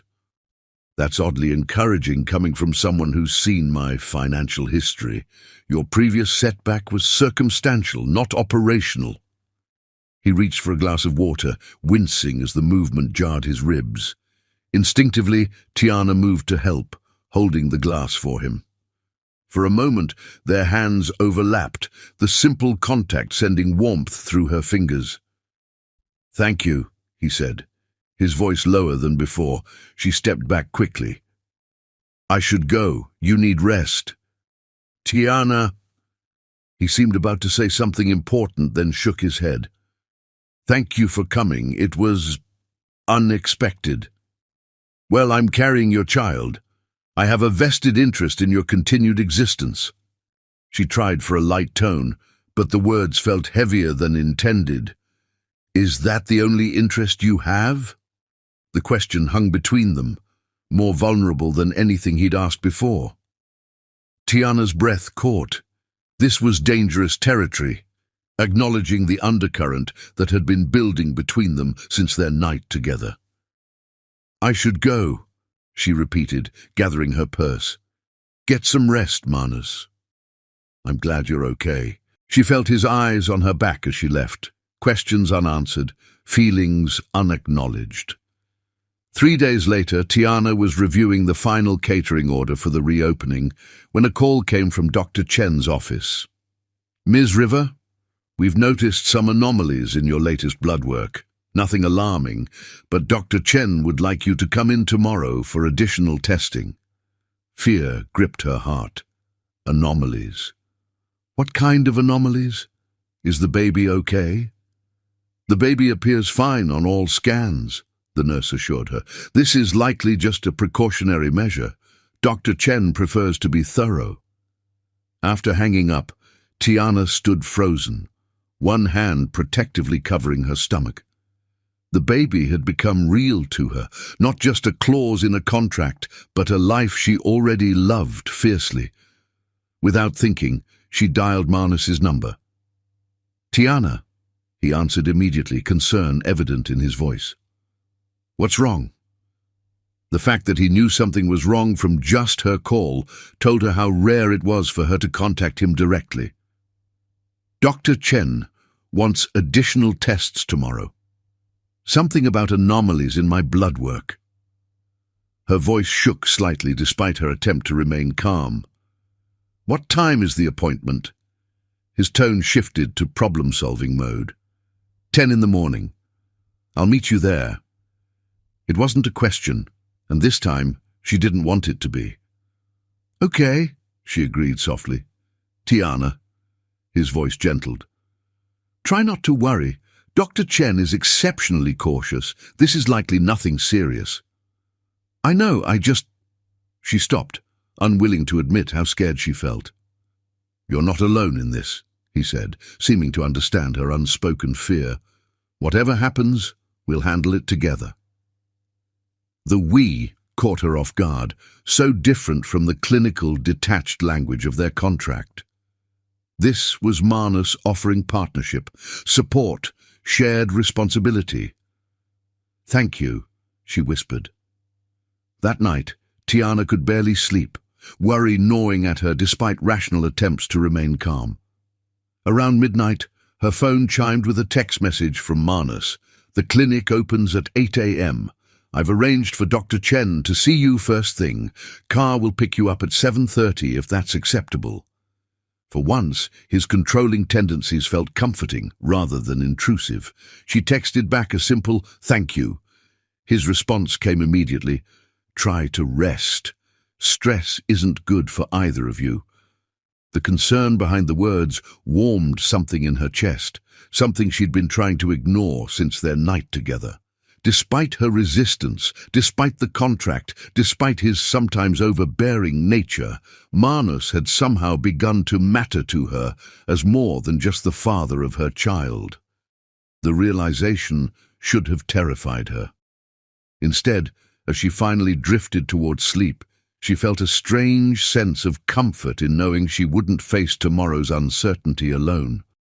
In the darkness of her bedroom, one hand resting protectively on her growing belly, Tiana finally admitted to herself what she'd been denying for weeks. Her feelings for Manus King had grown far beyond the boundaries of their carefully constructed agreement. And that was the most frightening complication of all. Chapter 7. The Betrayal. The blood test results had been a false alarm. After a tense morning at Dr. Chen's office, they'd learned the anomalies were simply vitamin deficiencies easily corrected with adjusted supplements. The relief had momentarily united Tiana and Manus, his hand finding hers as Dr. Chen delivered the good news. That small moment of connection had shifted something between them. Over the following weeks, they'd established a fragile truce. Manus was less controlling, Tiana less defensive. He attended the Riverflow Cafe reopening, standing quietly in the background as she welcomed guests and reveled in the successful revival of her dream. The cafe was thriving. At 16 weeks pregnant, Tiana had settled into a comfortable routine managing the business while preparing for the baby.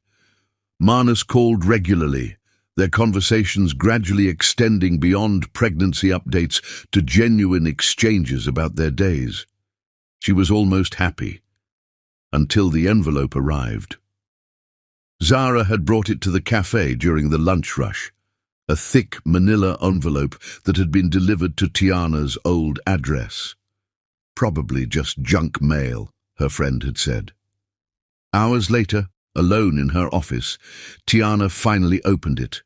Inside were photos, dozens of them. Photos of her entering doctor appointments, shopping for groceries, meeting with suppliers, opening the cafe each morning, and accompanying the photos, a detailed report of her daily movements for the past month, times, locations, people she'd met with. Her hands trembled as she flipped through pages of surveillance notes. The level of detail was chilling. What she'd ordered at restaurants, conversations overhead in public places, even notes about her sleeping habits based on when lights went on and off in her apartment. At the bottom of the last page, a simple signature: King Enterprises Security Division, Weekly Surveillance Report. Tiana felt physically ill. This wasn't protection. This was invasion. Every moment of privacy violated, every movement tracked and documented. Without thinking, she grabbed her keys and drove straight to Manus's office tower. The security guards recognized her immediately, allowing her up without the usual verification process. Alessandra looked up in surprise as Tiana stormed past her desk. "Miss River, Mr. King is in a meeting." Tiana pushed open his office door without knocking. Manus sat at his desk with two men in suits, all three looking up in shock at her entrance. "Gentlemen, excuse us," she said, her voice shaking with barely controlled rage. To her surprise, Manus immediately nodded to the men. "We'll continue this tomorrow." Once they were alone, she slammed the surveillance report onto his desk. "Explain this." Manus glanced at the papers, his expression carefully neutral. "Where did you get these?" "They were sent to my old address." "Is that really your first question? Not, 'I'm sorry for violating your privacy,' or 'I apologize for having you followed, despite promising not to'?" "These reports were never meant to reach you," he said, as if that somehow made it better. So it's fine to spy on me as long as I don't find out about it? Tiana's voice rose. There are notes about my shower routine in here, Manus. Detailed observations about what time I turn my bedroom lights off. He stood, circling his desk. The security team is thorough. It's their job to monitor for potential threats and ensure your safety.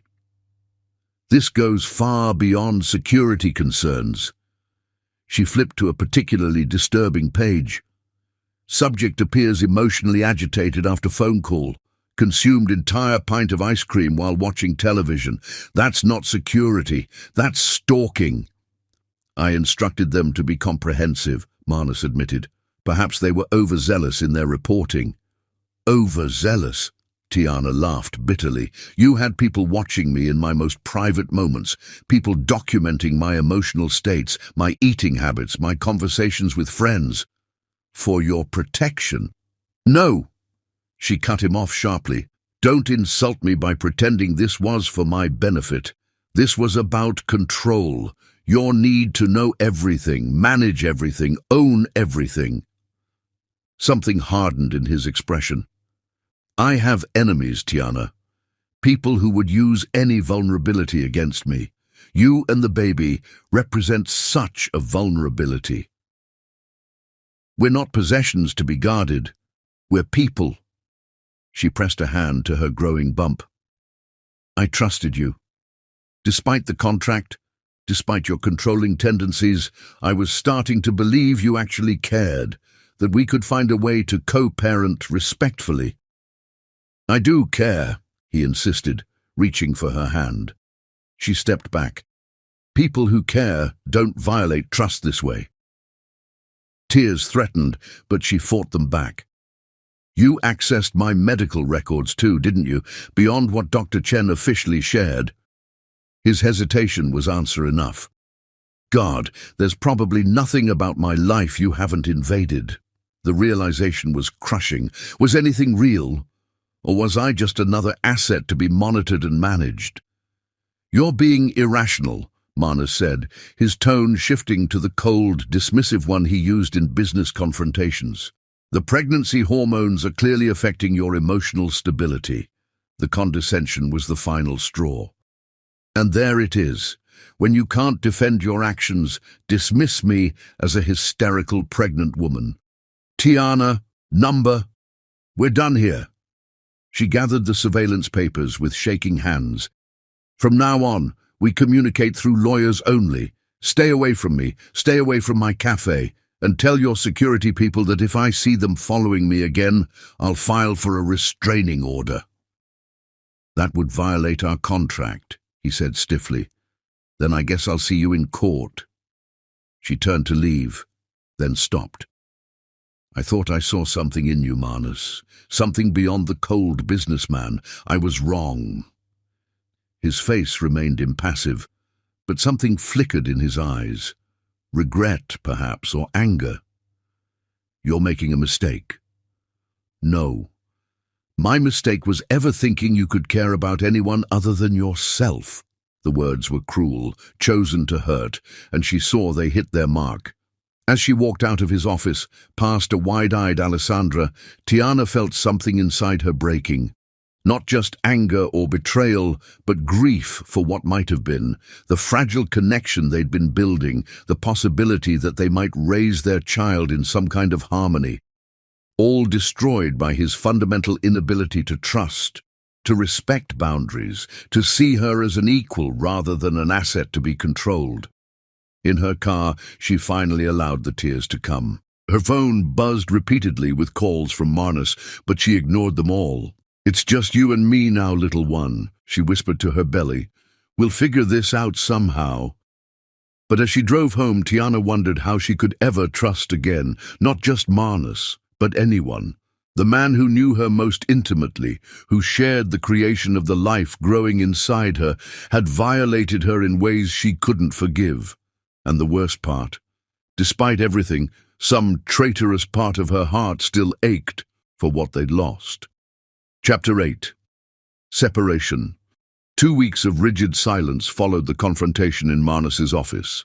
True to her word, Tiana had blocked his number and instructed her lawyer to handle all communication. The surveillance reports had stopped, or at least, if they continued, she was no longer receiving copies. Riverflow Cafe became her sanctuary. At nearly 5 months pregnant, her condition was obvious now, prompting curious glances and occasional questions from regular customers. She'd crafted a simple story. Yes, she was expecting. No, the father wasn't in the picture. Yes, she was managing just fine on her own. The last part was only partly true. "You need to eat something besides pastries," Zara said one afternoon, watching Tiana pick at a croissant behind the counter. "The baby needs actual nutrients."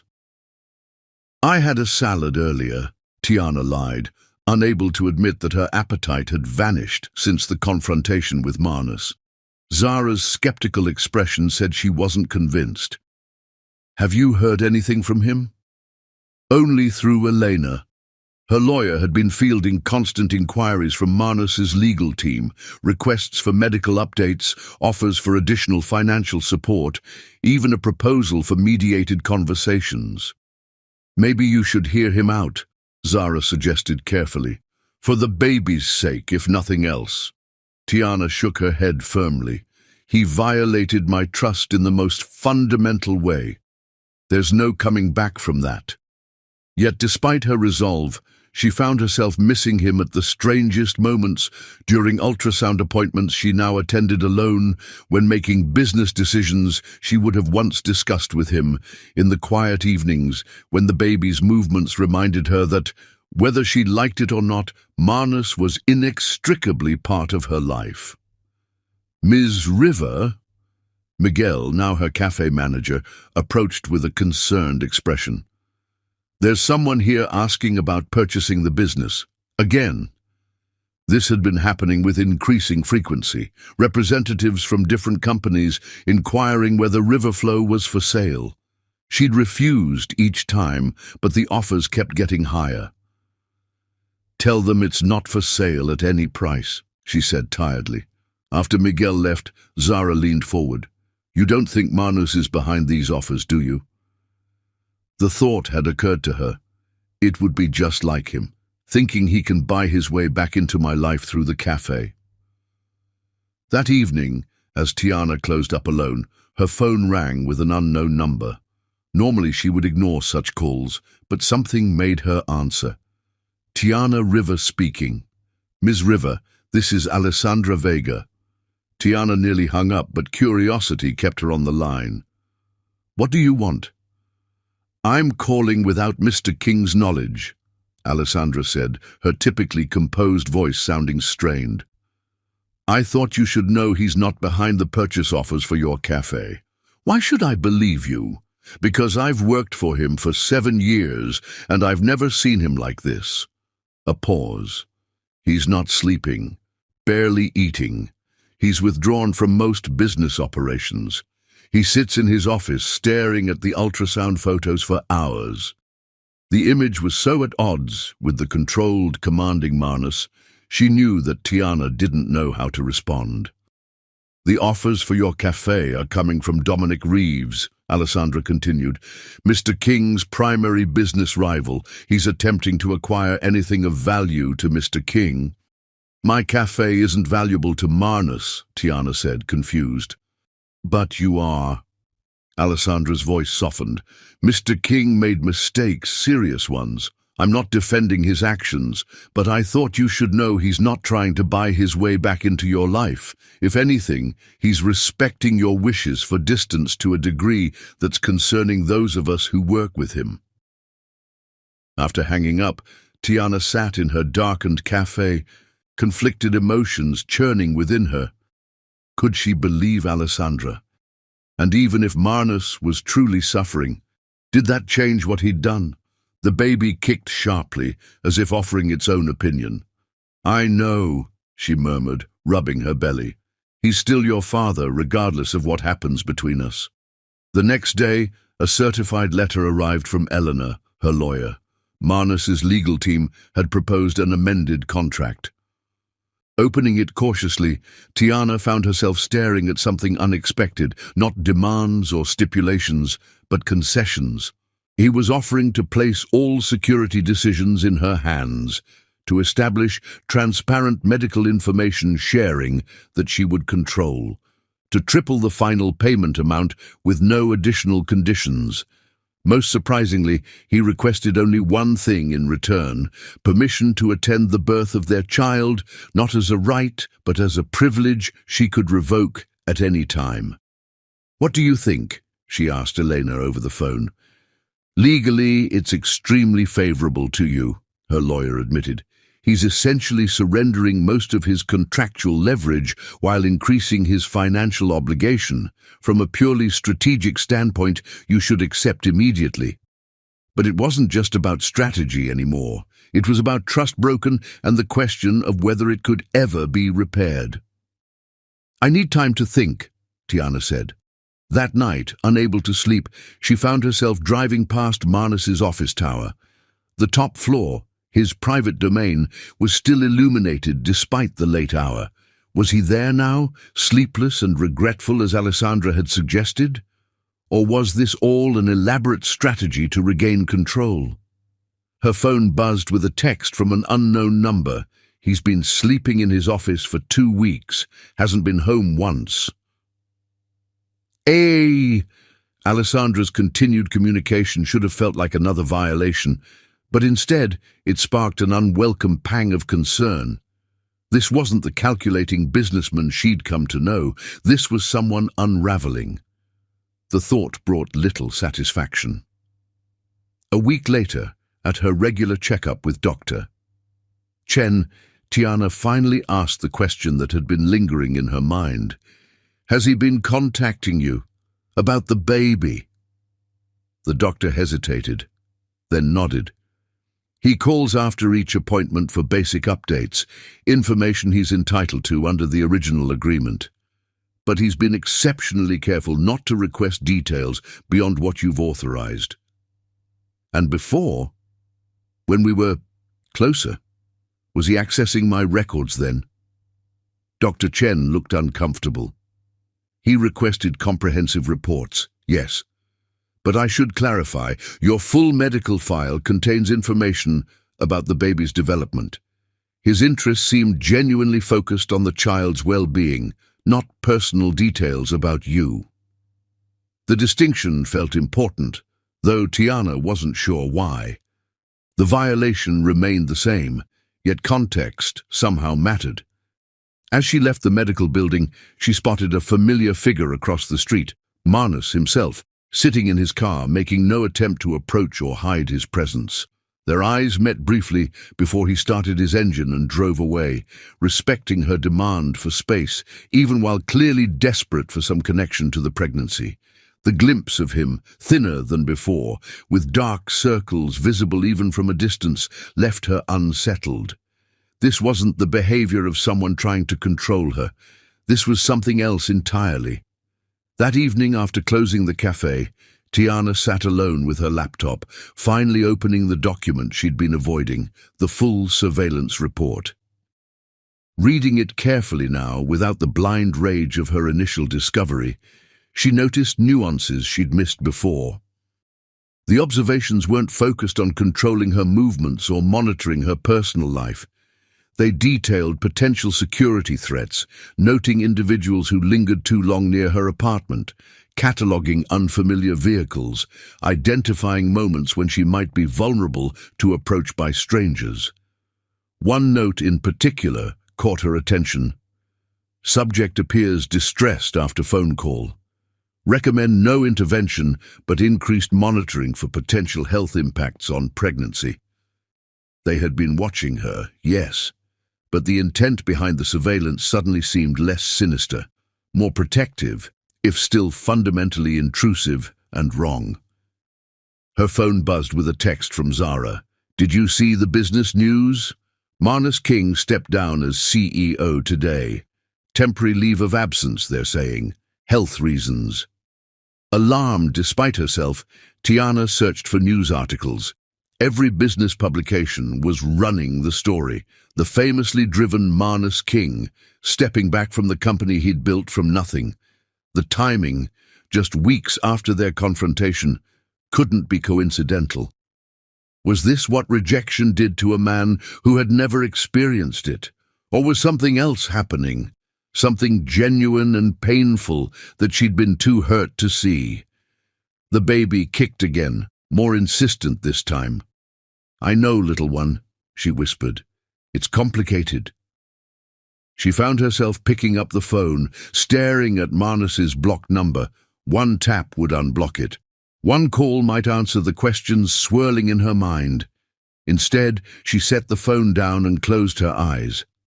Trust, once broken, couldn't be repaired with a single conversation or even an amended contract. Whatever was happening with Marnus, genuine remorse or calculated manipulation, she needed to protect herself and her child from further emotional upheaval. Yet as she placed her hands on her growing belly, feeling the life they'd created together, Tiana couldn't silence the small voice wondering if isolation was truly protection or just another form of pain for her, for Marnus, and for the child who would be born into their complicated legacy. "We'll figure it out," she promised the baby. "Somehow." But the path forward remained as unclear as ever, the separation between what was and what might have been growing wider with each passing day. Chapter 9. Transformation. 3 months had passed since the confrontation in Marnus's office. At 7 months pregnant, Tiana had settled into a new rhythm, managing the increasingly successful cafe, preparing for the baby, and navigating the strange limbo of her relationship with Marnus. They hadn't spoken directly, but the rigid separation had gradually softened. After careful consideration, she'd accepted his amended contract, though she'd added her own stipulation. Any security measures would be discussed openly, with final decisions resting with her. His acceptance had been immediate. Through their lawyers, they'd established a communication system for pregnancy updates. Tiana would send weekly summaries, and Marnus would respond with any questions, always careful to keep his inquiries relevant and respectful. It wasn't perfect, but it was progress. "You're looking good, Doctor," Chen said during Tiana's checkup, reviewing the latest scans. "The baby is developing perfectly. Have you been thinking about your birth plan?" Tiana nodded. "I'll deliver here, with you attending. I want an epidural if needed, and I've decided that Marnus can be present, if he still wants to be." The doctor smiled. "I think that decision will mean a great deal to him."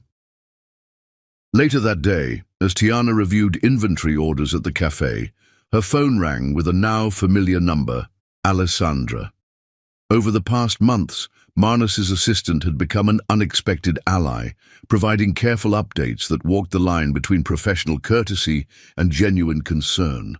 From her, Tiana had learned that Marnus had begun therapy, something she never would have expected from the controlled, emotionally distant man she'd first met. "Ms. River, I wanted to let you know that Mr. King has returned to limited work duties," Alessandra said. "He asked me to assure you that this won't impact any of your agreements." "Thank you for letting me know." Tiana hesitated, then asked, "How is he?" A brief pause. "Better. The therapy seems to be helping. He's addressing some deep-seated issues regarding control and trust." After hanging up, Tiana sat quietly, processing this information. The Marnus she'd first met would never have admitted needing psychological help, would have seen it as weakness. This willingness to confront his issues suggested a transformation she hadn't thought possible. That evening, she found herself composing an email directly to him, the first personal communication since their fight. "Marnus, Dr. Chen says the baby is developing well. I've attached the latest scan. I've been thinking about the birth plan and wanted to let you know that I'm comfortable with you being present when the baby arrives, if you still wish to be there. I hope you're doing well." "Tiana," Simple, direct, but a significant step beyond the formal updates they'd been exchanging through intermediaries. His response came hours later, well after midnight. Tiana, thank you for the scan and for allowing me to be present for the birth. It means more than I can express. I'm working to be better, not just for the baby, but for myself. The person I was, the way I treated you, reflected patterns I'm only now beginning to understand.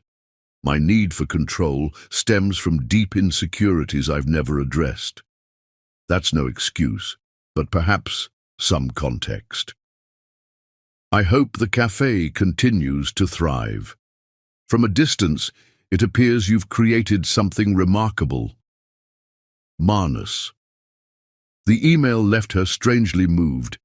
There was humility in his words, self-awareness that the old Marnus would have considered beneath him. 2 weeks later, as Tiana closed the cafe alone after a busy Saturday, a sharp pain gripped her abdomen, different from the practice contractions she'd been experiencing.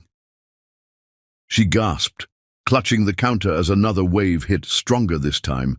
Something was wrong. With trembling hands, she called Dr. Chen's emergency line. I'm having severe abdominal pain, she explained, trying to keep her voice steady. It's not like the Braxton Hicks contractions. This feels worse. Go directly to the hospital, Dr. Chen instructed. I'll meet you in the emergency department. This could be placental abruption. We need to assess immediately. Terror washed over Tiana as she realized the seriousness of the situation. Placental abruption could threaten both her life and the baby's. She called Zara, but it went to voicemail. Her friend was working night shift at the hospital. Hands shaking, she called a rideshare, not trusting herself to drive. As another wave of pain hit, stronger than before, Tiana found herself doing something she hadn't expected. She called Marnus. He answered immediately. Tiana, are you all right? I need to get to the hospital, she managed through gritted teeth. Dr. Chen thinks it might be placental abruption. I've called a car, but where are you? The sharpness in his voice was pure focus, not control. The cafe. I was closing up when... Another wave of pain cut her words short. I'm 10 minutes away. Don't move. The line went dead. 8 minutes later, Marnus's car screeched to a halt outside Riverflow. He rushed in to find Tiana leaning against the counter, face pale with pain. Can you walk? He asked, already supporting her elbow. She nodded weakly, allowing him to guide her to his car. The drive to the hospital was a blur of pain and fear, Marnus breaking every speed limit while keeping one hand reassuringly on hers. The baby will be fine, he said firmly, as if willing it to be true. You'll both be fine. At the hospital, Dr. Chen was waiting. Everything happened in a rush then. Tiana on a gurney, nurses surrounding her, monitors being attached to track the baby's heartbeat. Partial abruption, Dr. Chen confirmed after examination. We need to stop the bleeding and monitor you both closely. If the abruption worsens, we may need an emergency C-section. Tiana gripped Marnus's hand, terror overriding any lingering resentment. It's too early. The baby's not ready. 7 months is viable, he said, his voice steadier than she could have managed. But let's not borrow trouble. Follow Dr. Chen's instructions and take one moment at a time. In the hours that followed, Tiana was given medication to slow the bleeding and steroids to help the baby's lungs develop, just in case early delivery became necessary. Through it all, Marnus remained by her side, a calm presence in the chaos. When she was finally stabilized and moved to a private room for monitoring, he pulled a chair beside her bed. You should go home, she said weakly. They say I'll be here for at least 2 days, maybe longer. I'm staying. His tone brooked no argument, yet held no dominance, just quiet determination. Marnus. Not because I'm trying to control the situation, he clarified quickly, because I need to be here, for both of you. But I'll respect whatever boundaries you set. I can stay in the waiting room if you prefer. The offer, and the respect it demonstrated touched her deeply. "You can stay," she said softly. As night fell, nurses came and went, checking monitors and administering medications. Manus remained in the uncomfortable chair, eyes rarely leaving the fetal heart monitor that provided tangible proof their child was still fighting.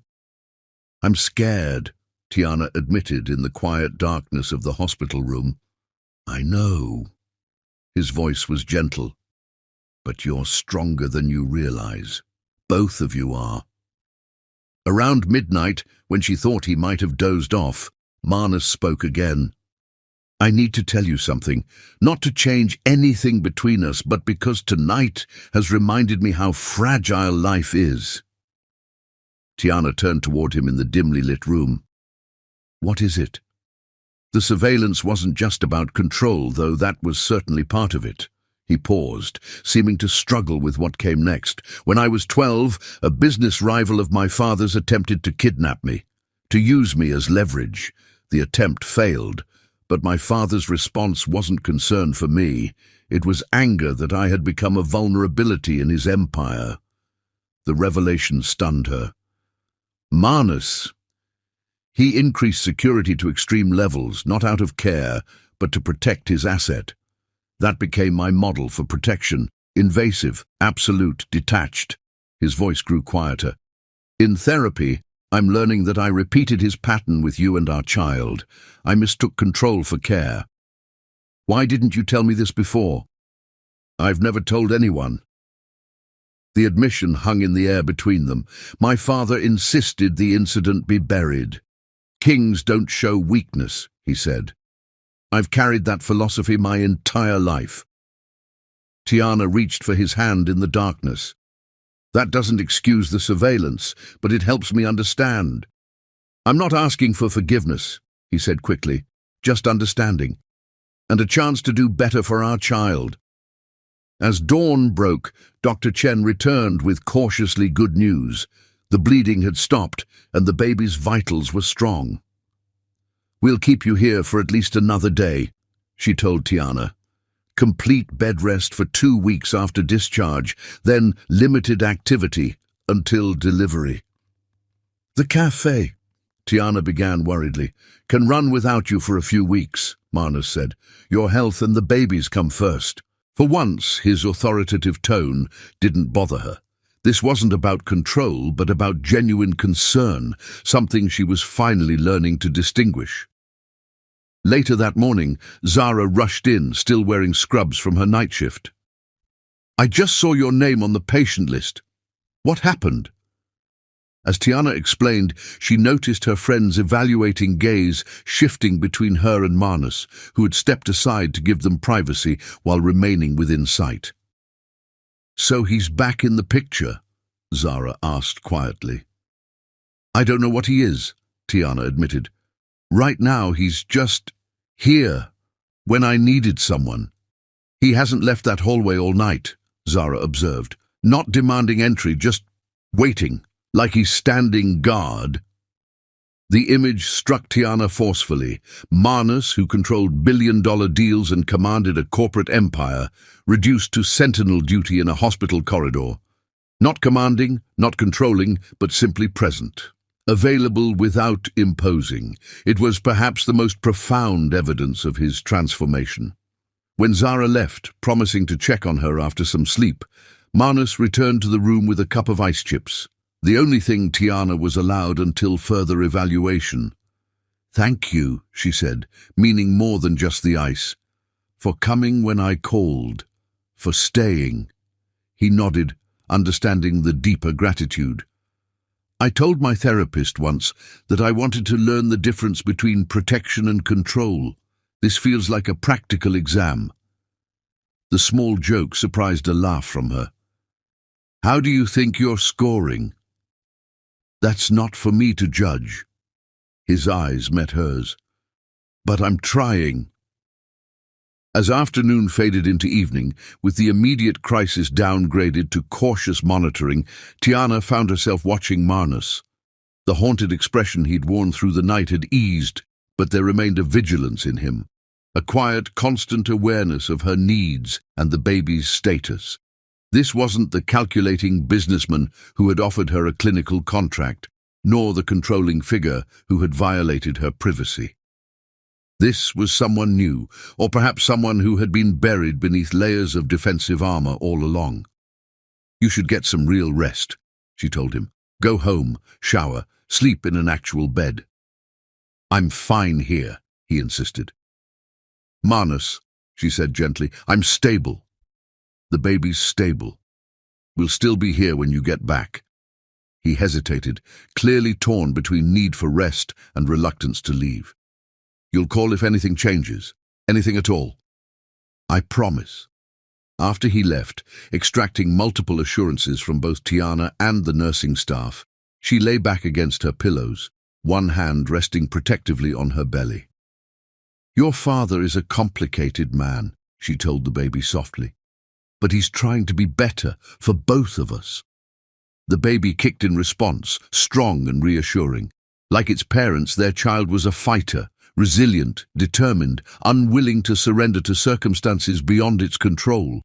Perhaps that was the legacy worth passing on, beyond wealth or business empires or even genetic traits, the capacity to transform, to grow, to become better than the patterns that shaped you. It was a legacy Tiana realized she wanted to share with Manus, whatever form their relationship might ultimately take. Chapter 10. Reconciliation. The 2 weeks of mandatory bed rest following Tiana's hospital stay had been both frustrating and enlightening. Frustrating because she was accustomed to independence, to managing her cafe and preparing for the baby on her own terms. Enlightening because Manus's behavior during this period revealed just how much he had changed. He hadn't tried to move her to his penthouse or hire round-the-clock nurses, as the old Manus might have done. Instead, he'd asked what she needed and provided it without overstepping. Grocery deliveries scheduled at her request, a temporary manager for the cafe who reported directly to her, a medical alert system she could activate if needed. Most surprising was his physical presence, visiting daily but never staying longer than she seemed comfortable with, bringing work to do in her living room while she rested, but leaving whenever she needed privacy. "The doctors say the danger has passed," Tiana told him one evening, as they shared a quiet dinner he'd brought from her favorite Cuban restaurant. "I can return to limited activity starting tomorrow." Manus nodded, relief evident in his expression. "That's excellent news. What kind of limitations?" "No heavy lifting, no extended periods on my feet." She rubbed her belly, now quite prominent at nearly 8 months. "I can supervise at the cafe, but not work shifts." "Reasonable restrictions." He hesitated. "Would you like me to continue arranging coverage for the hands-on work?" The question was carefully phrased, an offer, not an assumption.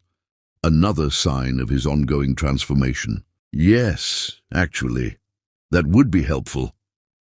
Tiana studied him across the table. "You've been different since that night at the hospital." "I've been trying to be." He set down his fork. "My therapist says change isn't a destination but a process. Some days I'm better at it than others." The vulnerability in this admission touched her. "You've never struck me as someone who accepts personal limitations easily." "I don't." A ghost of a smile crossed his face. "But nearly losing—" He stopped abruptly. "Nearly losing what?" Manus met her eyes directly. "You, both of you, that night in the hospital clarified what matters." The simple truth in his words hung between them. Whatever their complicated past, whatever terms they'd negotiated and renegotiated, the reality remained. They were connected, irrevocably, by the life they'd created together. "I should go," he said, sensing the weight of the moment. "You need rest." At the door he paused. "There's something I'd like to show you tomorrow if you feel up to it. Nothing strenuous, I promise." "Curious," Tiana agreed. The next day, Marnus arrived with a wheelchair, dismissing her protests with uncharacteristic humor. "Doctor's orders for limited activity. This doesn't count as walking." He drove them to an unfamiliar part of the city, finally stopping before a modern building with large windows and a discreet sign, King Family Foundation. "What is this?" Tiana asked as he helped her from the car. "Something new." He wheeled her inside to a bright, welcoming space where several staff members greeted them warmly. "The foundation focuses on supporting single parents and children in crisis," Marnus explained as they toured the facility, "particularly those impacted by natural disasters." Tiana took in the thoughtfully designed spaces, childcare rooms, counseling offices, career development centers, even a teaching kitchen. "When did you start this?" "The idea came during my leave of absence." He paused before a wall of photographs showing families rebuilding after hurricanes. "I realized I had the resources to prevent others from facing the kind of desperate choice you were forced to make." The implication stunned her. This entire organization existed because of her story, because Marnus had recognized the systemic vulnerabilities that had led her to their arrangement. "The teaching kitchen," she said softly, understanding dawning. "That's why you asked about my cafe recipes last month." He nodded.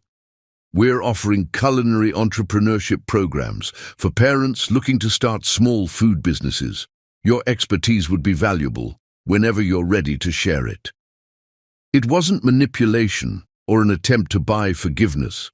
It was something more profound, Marnus channeling his resources and influence to address the root causes that had brought them together. "This is remarkable," she said, genuinely moved. "It's a start." He shrugged slightly, uncomfortable with praise. "The foundation has a separate board and funding structure from King Enterprises. It will continue regardless of what happens between us." The distinction was important. This wasn't leverage or obligation, but genuine transformation of pain into purpose. Back at her apartment, Tiana found herself seeing Marnus with new eyes. The controlling businessman remained in some ways, his attention to detail, his strategic thinking, his drive to create solutions, but those traits were now directed towards something beyond himself, beyond mere wealth accumulation or empire building. "Thank you for showing me the foundation," she said, as he helped her back to her couch. "It means a lot that something positive could come from our complicated beginning." Marnus sat in the chair across from her, his expression thoughtful. "I've been thinking about beginnings lately, and second chances." "Oh, Tiana." He leaned forward slightly. "I know I have no right to ask for more than the co-parenting arrangement we've established, but these past weeks have made me realize that I want more than just cordial interactions for the sake of our child." Her heart quickened. "What are you saying, Marnus?" "I'm saying that I care for you, not as the mother of my child, not as a business arrangement, but as a woman I've come to deeply respect and admire." His voice remained steady, but she could see the effort it took. "I'm not asking for an immediate response, just the chance to see if there might be a path forward for us beyond the contract." The old fear rose in her, fear of his control, his power, the fundamental imbalance between them, but alongside it came newer understanding of the man he was working to become. "I don't know," she said honestly. "There's still so much history between us, trust broken." "I understand." He nodded, accepting her hesitation without pushing. "May I make a suggestion?" "Go ahead." "What if we start fresh? No contract, no arrangement, no expectations beyond getting to know each other as we are now, not as we were when this began." "Dating, you mean?" The concept seemed almost absurd given their history. A smile touched his lips. "Something like that, except we've done everything backward. Conception before conversation, contracts before courtship." Despite herself, Tiana laughed. That's certainly one way to describe it. I'm not asking for promises. Marnus rose to leave, respecting the limitations she'd set for their interactions. Just consideration. After he'd gone, Tiana sat for a long time, one hand resting on her belly where their child grew, increasingly active as the birth approached. The baby seemed to have opinions, kicking vigorously whenever Marnus was near, as if recognizing its father's voice or presence. Could she trust again? Not just the new, evolving Marnus, but herself and her own judgment. The next day she decided to visit the cafe, tired of confinement regardless of medical advice. Miguel greeted her warmly, proudly showing off the smooth operations he'd maintained in her absence. Mr. King calls every morning, he mentioned casually. Not to give instructions, just to ask what we need to keep things running for you. He does. This was news to Tiana. Miguel nodded. He made it very clear that all decisions come from you. He's just providing resources. Throughout the cafe, she noticed small improvements she hadn't authorized. A more ergonomic setup behind the counter, a cushioned mat where she usually stood, a new office chair with better back support. All chosen with her comfort in mind, yet implemented without fanfare or attempts to take credit. That evening she called him. "Thank you for the cafe improvements," she said when he answered. "Miguel told me you've been checking in." "I hope that's all right," Marnus replied, sounding genuinely concerned he might have overstepped. "I tried to respect your authority while supporting the staff." "It's more than all right. It's exactly the kind of help I needed." She took a deep breath. "About your suggestion yesterday." "Yes?" The hope in his voice was unmistakable. "I think we could try, starting fresh, getting to know each other without all the baggage." "I'd like that very much." The relief in his tone was palpable. "Dinner tomorrow? I know a place with excellent food and comfortable seating for someone in your condition." Tiana smiled despite herself. "That sounds nice." The restaurant he chose was neither ostentatious nor overly intimate. A small, family-owned Italian place with private booths and exceptional pasta. Marnus arrived with a single yellow rose instead of an extravagant bouquet, another sign of his growing understanding of her preferences. Their conversation flowed more easily than she'd expected, touching on shared interests they'd never had time to discover. Books they'd both loved, travel experiences, even political views that were surprisingly aligned despite their different backgrounds. "Tell me about your grandmother," Marnus said as they shared a tiramisu. "The woman who inspired your cafe." The question opened a flood of memories and stories. Rosa's fierce independence, her joy in feeding others, her belief that good food created community. Marnus listened with genuine interest, asking questions that showed he was truly engaging with her history, not just making conversation. "She would have liked you," Tiana said finally, surprising herself with the realization. "Not the you I first met, but this version." She appreciated people who could admit their mistakes and work to improve. "I wish I could have met her." His expression turned reflective. "My own family legacy is considerably less nurturing. I'm trying to ensure our child has a different experience." The hour no longer made her bristle.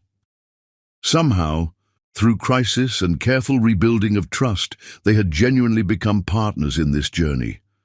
As weeks passed and her due date approached, their cautious reconnection deepened. Marnus continued to respect her independence while offering support that was increasingly welcome. They attended birthing classes together, laughing at the instructor's surprised expression when they explained their unusual situation. "We're figuring it out as we go," Tiana told the confused woman. The nursery in Tiana's apartment took shape with careful collaboration. Marnus providing resources, but Tiana making design decisions, both of them assembling furniture late into evenings filled with conversation and growing companionship. One night, as they finished setting up the crib, Marnus sat back on his heels, an expression of wonder crossing his face. "What is it?" Tiana asked, noticing his sudden stillness. "I just realized I'm actually looking forward to 3 a.m. feedings and diaper changes." He shook his head, bemused. "If you had told the man who first proposed our arrangement that he'd feel this way." "He wouldn't have believed it," Tiana finished, smiling. "Neither would I, honestly." As she walked him to the door that night, their hands brushed, then linked. The simple contact sent warmth through her that had nothing to do with their original night together and everything to do with the journey they'd traveled since. Manus hesitated at the threshold. "May I?" he asked softly. Understanding his request, Tiana nodded. His kiss was gentle, questioning rather than demanding, giving her every opportunity to pull away. Instead, she leaned closer, allowing herself to acknowledge what had been building between them for weeks, not just reconciliation, but something new and tender. When they separated, his eyes held a vulnerability she'd never seen in the controlled businessman she'd first met. "I'm falling in love with you," he said simply, "not because of the baby, not because of the contract, because of who you are and who I'm becoming with you." The words hung between them, honest and unadorned, no manipulation, no leverage, just truth offered without expectation. "I need time," she replied, not rejecting his feelings, but not fully embracing them either. "This is still so complicated." "Time is something I can give." He brushed a strand of hair from her face. "We've done everything else backward. There's no rush for this." As he left, Tiana placed both hands on her belly, feeling the baby's movements beneath her palms. "What do you think, little one? Should we trust him? Trust this?" The baby kicked firmly, as if in answer. That night, alone in her apartment but no longer feeling truly alone, Tiana realized the greatest transformation wasn't Manus's shift from controlling billionaire to mindful partner, or even her own journey from desperate cafe owner to confident mother-to-be. The true transformation was in what existed between them, a connection that had begun as a cold business arrangement and had somehow, against all odds, blossomed into something genuine and hopeful. Not quite love, not yet, but perhaps the foundation for something even stronger. A partnership built on hard-won understanding, mutual respect, and the shared commitment to be better than the patterns that had shaped them. As she drifted toward sleep, Tiana found herself looking forward to tomorrow, and all the tomorrows that would follow. Whatever label they eventually placed on their relationship, they had already achieved something remarkable, genuine reconciliation, not just with each other, but with the better versions of themselves. Chapter 11. New Beginning. "It's time," Tiana said calmly into the phone, one hand pressed against her lower back as another contraction built. "My water just broke. I'm on my way." Manus's voice held controlled urgency. 5 minutes. "Do you need me to stay on the line?" "No, I'm fine. Zara's here." She'd been staying with her friend for the final week, knowing her due date was imminent. True to his word, Manus arrived in precisely 5 minutes, a small overnight bag in hand. In the 3 weeks since his confession of feelings, they'd fallen into a comfortable rhythm, not quite a couple, but more than co-parents preparing for a child. "The contractions are 10 minutes apart," Zara informed him as he helped Tiana to the car. "Her hospital bag is in the trunk." At the hospital, Dr. Chen confirmed Tiana was in early labor. "First babies often take their time," she said reassuringly. "Try to rest between contractions." Hours passed in a blur of increasing pain and brief respites. Through it all, Manus remained a steady presence, offering water, applying counter-pressure to her back during contractions, never showing impatience during the long labor. "You don't have to stay," Tiana told him during her 18th hour of labor, exhaustion evident in her voice. "I'm exactly where I want to be," he replied simply. When the time finally came to push, Tiana gripped Manus's hand with crushing force. He never flinched, his eyes filled with a mixture of awe and concern as he watched her battle to bring their child into the world. "One more push, Doctor," Chen encouraged. "The head is almost out." With a final, tremendous effort, Tiana felt the baby slide from her body, followed immediately by a strong, indignant cry. "It's a boy," Dr. Chen announced. But before Tiana could fully process this information, the doctor's expression changed. "And there's another one. Twins. I need you to push again, Tiana." Twins. Marnus's composed facade finally cracked, his eyes wide with shock. 3 minutes later, a second cry joined the first as their unexpected second son entered the world. "How did we not know?" Tiana asked weakly as the nurses placed 2 tiny blanket-wrapped bundles on her chest. Dr. Chen shook her head, looking chagrined. "The second baby was positioned directly behind the first. In all our scans, it happens occasionally, one twin hiding behind the other." Marnus stood motionless, staring at the 2 identical faces. "Two," he whispered. "We have 2 sons." The wonder in his voice brought tears to Tiana's eyes. This was not the cold businessman who had proposed a clinical arrangement for an heir. This was a father seeing his children for the first time, overwhelmed by unexpected joy. Later, after mother and babies had been cleaned and settled in a private room, Marnus sat beside Tiana's bed, cradling one son while she held the other. "They need names," she said softly. Marnus nodded, studying the tiny face of the baby in his arms. "I was thinking, perhaps Miguel, after your cafe manager who helped rebuild your dream." "Miguel," Tiana repeated, touched by his thoughtfulness. "And for this little one, Raphael, after my grandfather." Miguel and Raphael King. Marnus tested the names, then hesitated. "Unless you'd prefer River."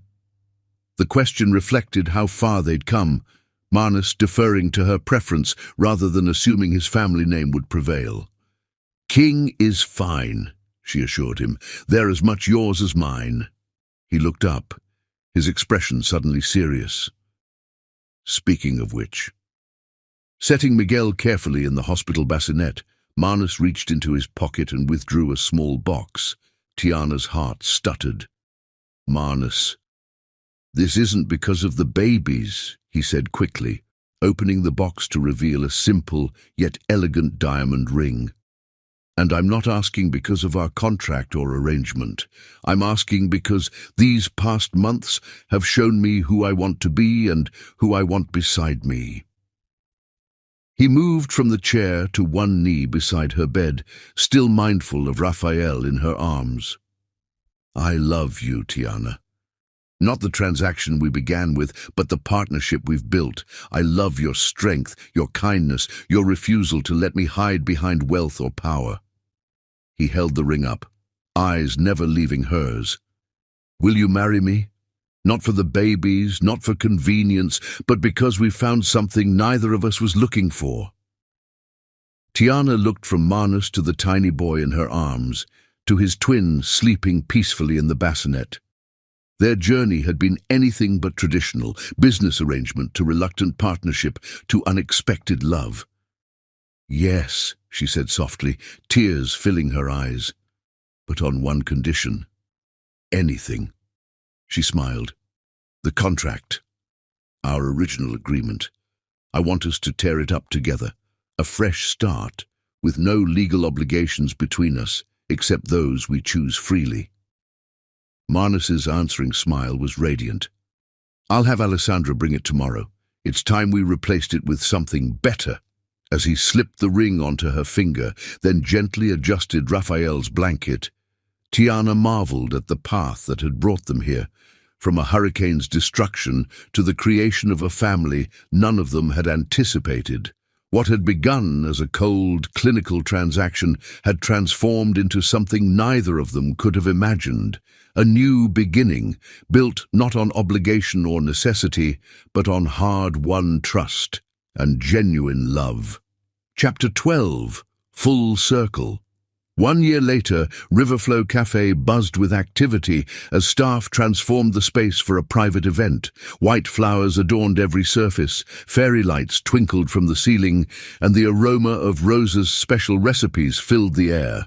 In the small office, Tiana stood before a mirror in an elegant ivory dress, her grandmother's sapphire pendant, something blue, hanging at her throat. A soft knock preceded the entrance of a young woman carrying 2 identical baby boys in matching suits. "The little gentlemen are ready," she announced, handing Raphael to Zara and Miguel to Tiana. At 1 year old, the twins had Marnus's grey eyes and Tiana's dimpled smile, a perfect blend of their parents. "There's my beautiful family." Eleanor, now a friend, appeared in the doorway. "Everyone's ready." Tiana took a deep breath. "I never imagined getting married in a cafe." "Not just any cafe," Zara reminded her. "The place where everything began and ended and began again." Riverflow had expanded into a small chain across Miami, with profits partially funding the King Family Foundation's culinary training programs. What had once been Tiana's solo dream had evolved into a shared vision of community support. A melody began playing, signaling it was time. Zara took Miguel from Tiana, prepared to walk ahead with both boys.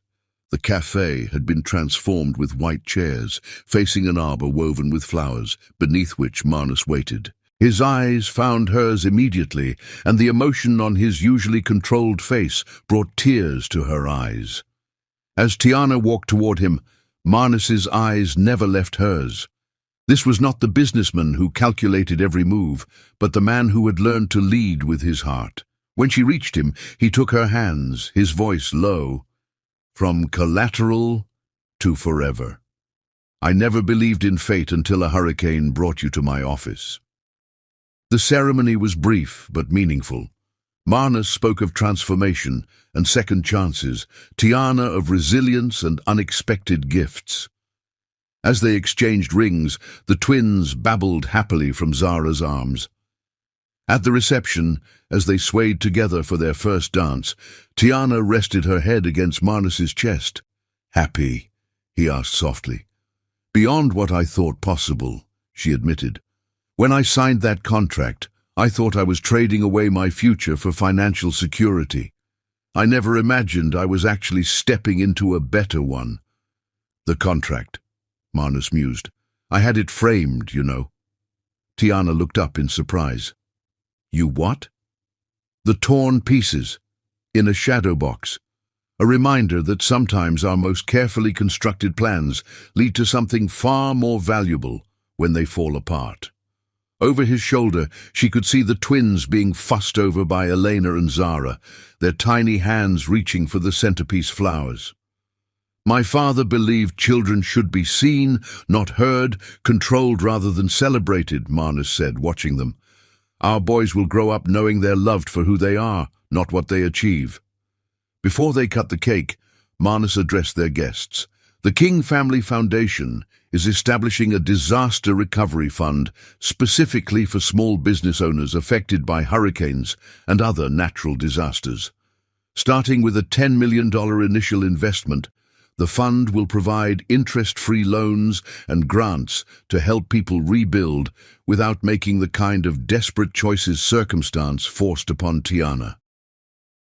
Later, as the celebration wound down, Tiana stood with Marnus at the cafe's entrance, watching their twins sleeping peacefully in Zara's arms.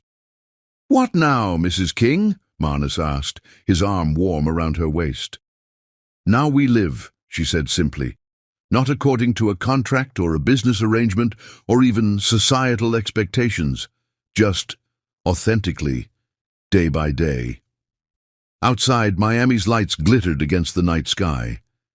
Tiana thought of the desperate young woman who had once stood in the ruins of her cafe, believing her dreams destroyed beyond repair.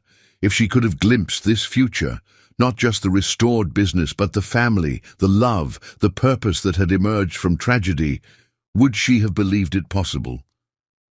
"Ready to go home?" Marnus asked softly. "Home," Not his penthouse or her apartment, but the house they had chosen together, with room for the twins to grow and space for whatever the future might bring. "Yes," Tiana said, turning to gather their sons. "Let's go home." As they left the cafe that had witnessed both their lowest moments and highest triumphs, Tiana felt a sense of completion. The hurricane that had destroyed her first dream had ultimately led her to a greater one, not just rebuilding a cafe, but building a life rich with purpose, partnership, and love. What had begun as collateral, a desperate exchange of her body for financial salvation, had transformed into something neither of them could have imagined: a heart freely given, a family joyfully created, a future unlimited by the contracts and calculations of their past. Full circle indeed, but also, beautifully, a new beginning.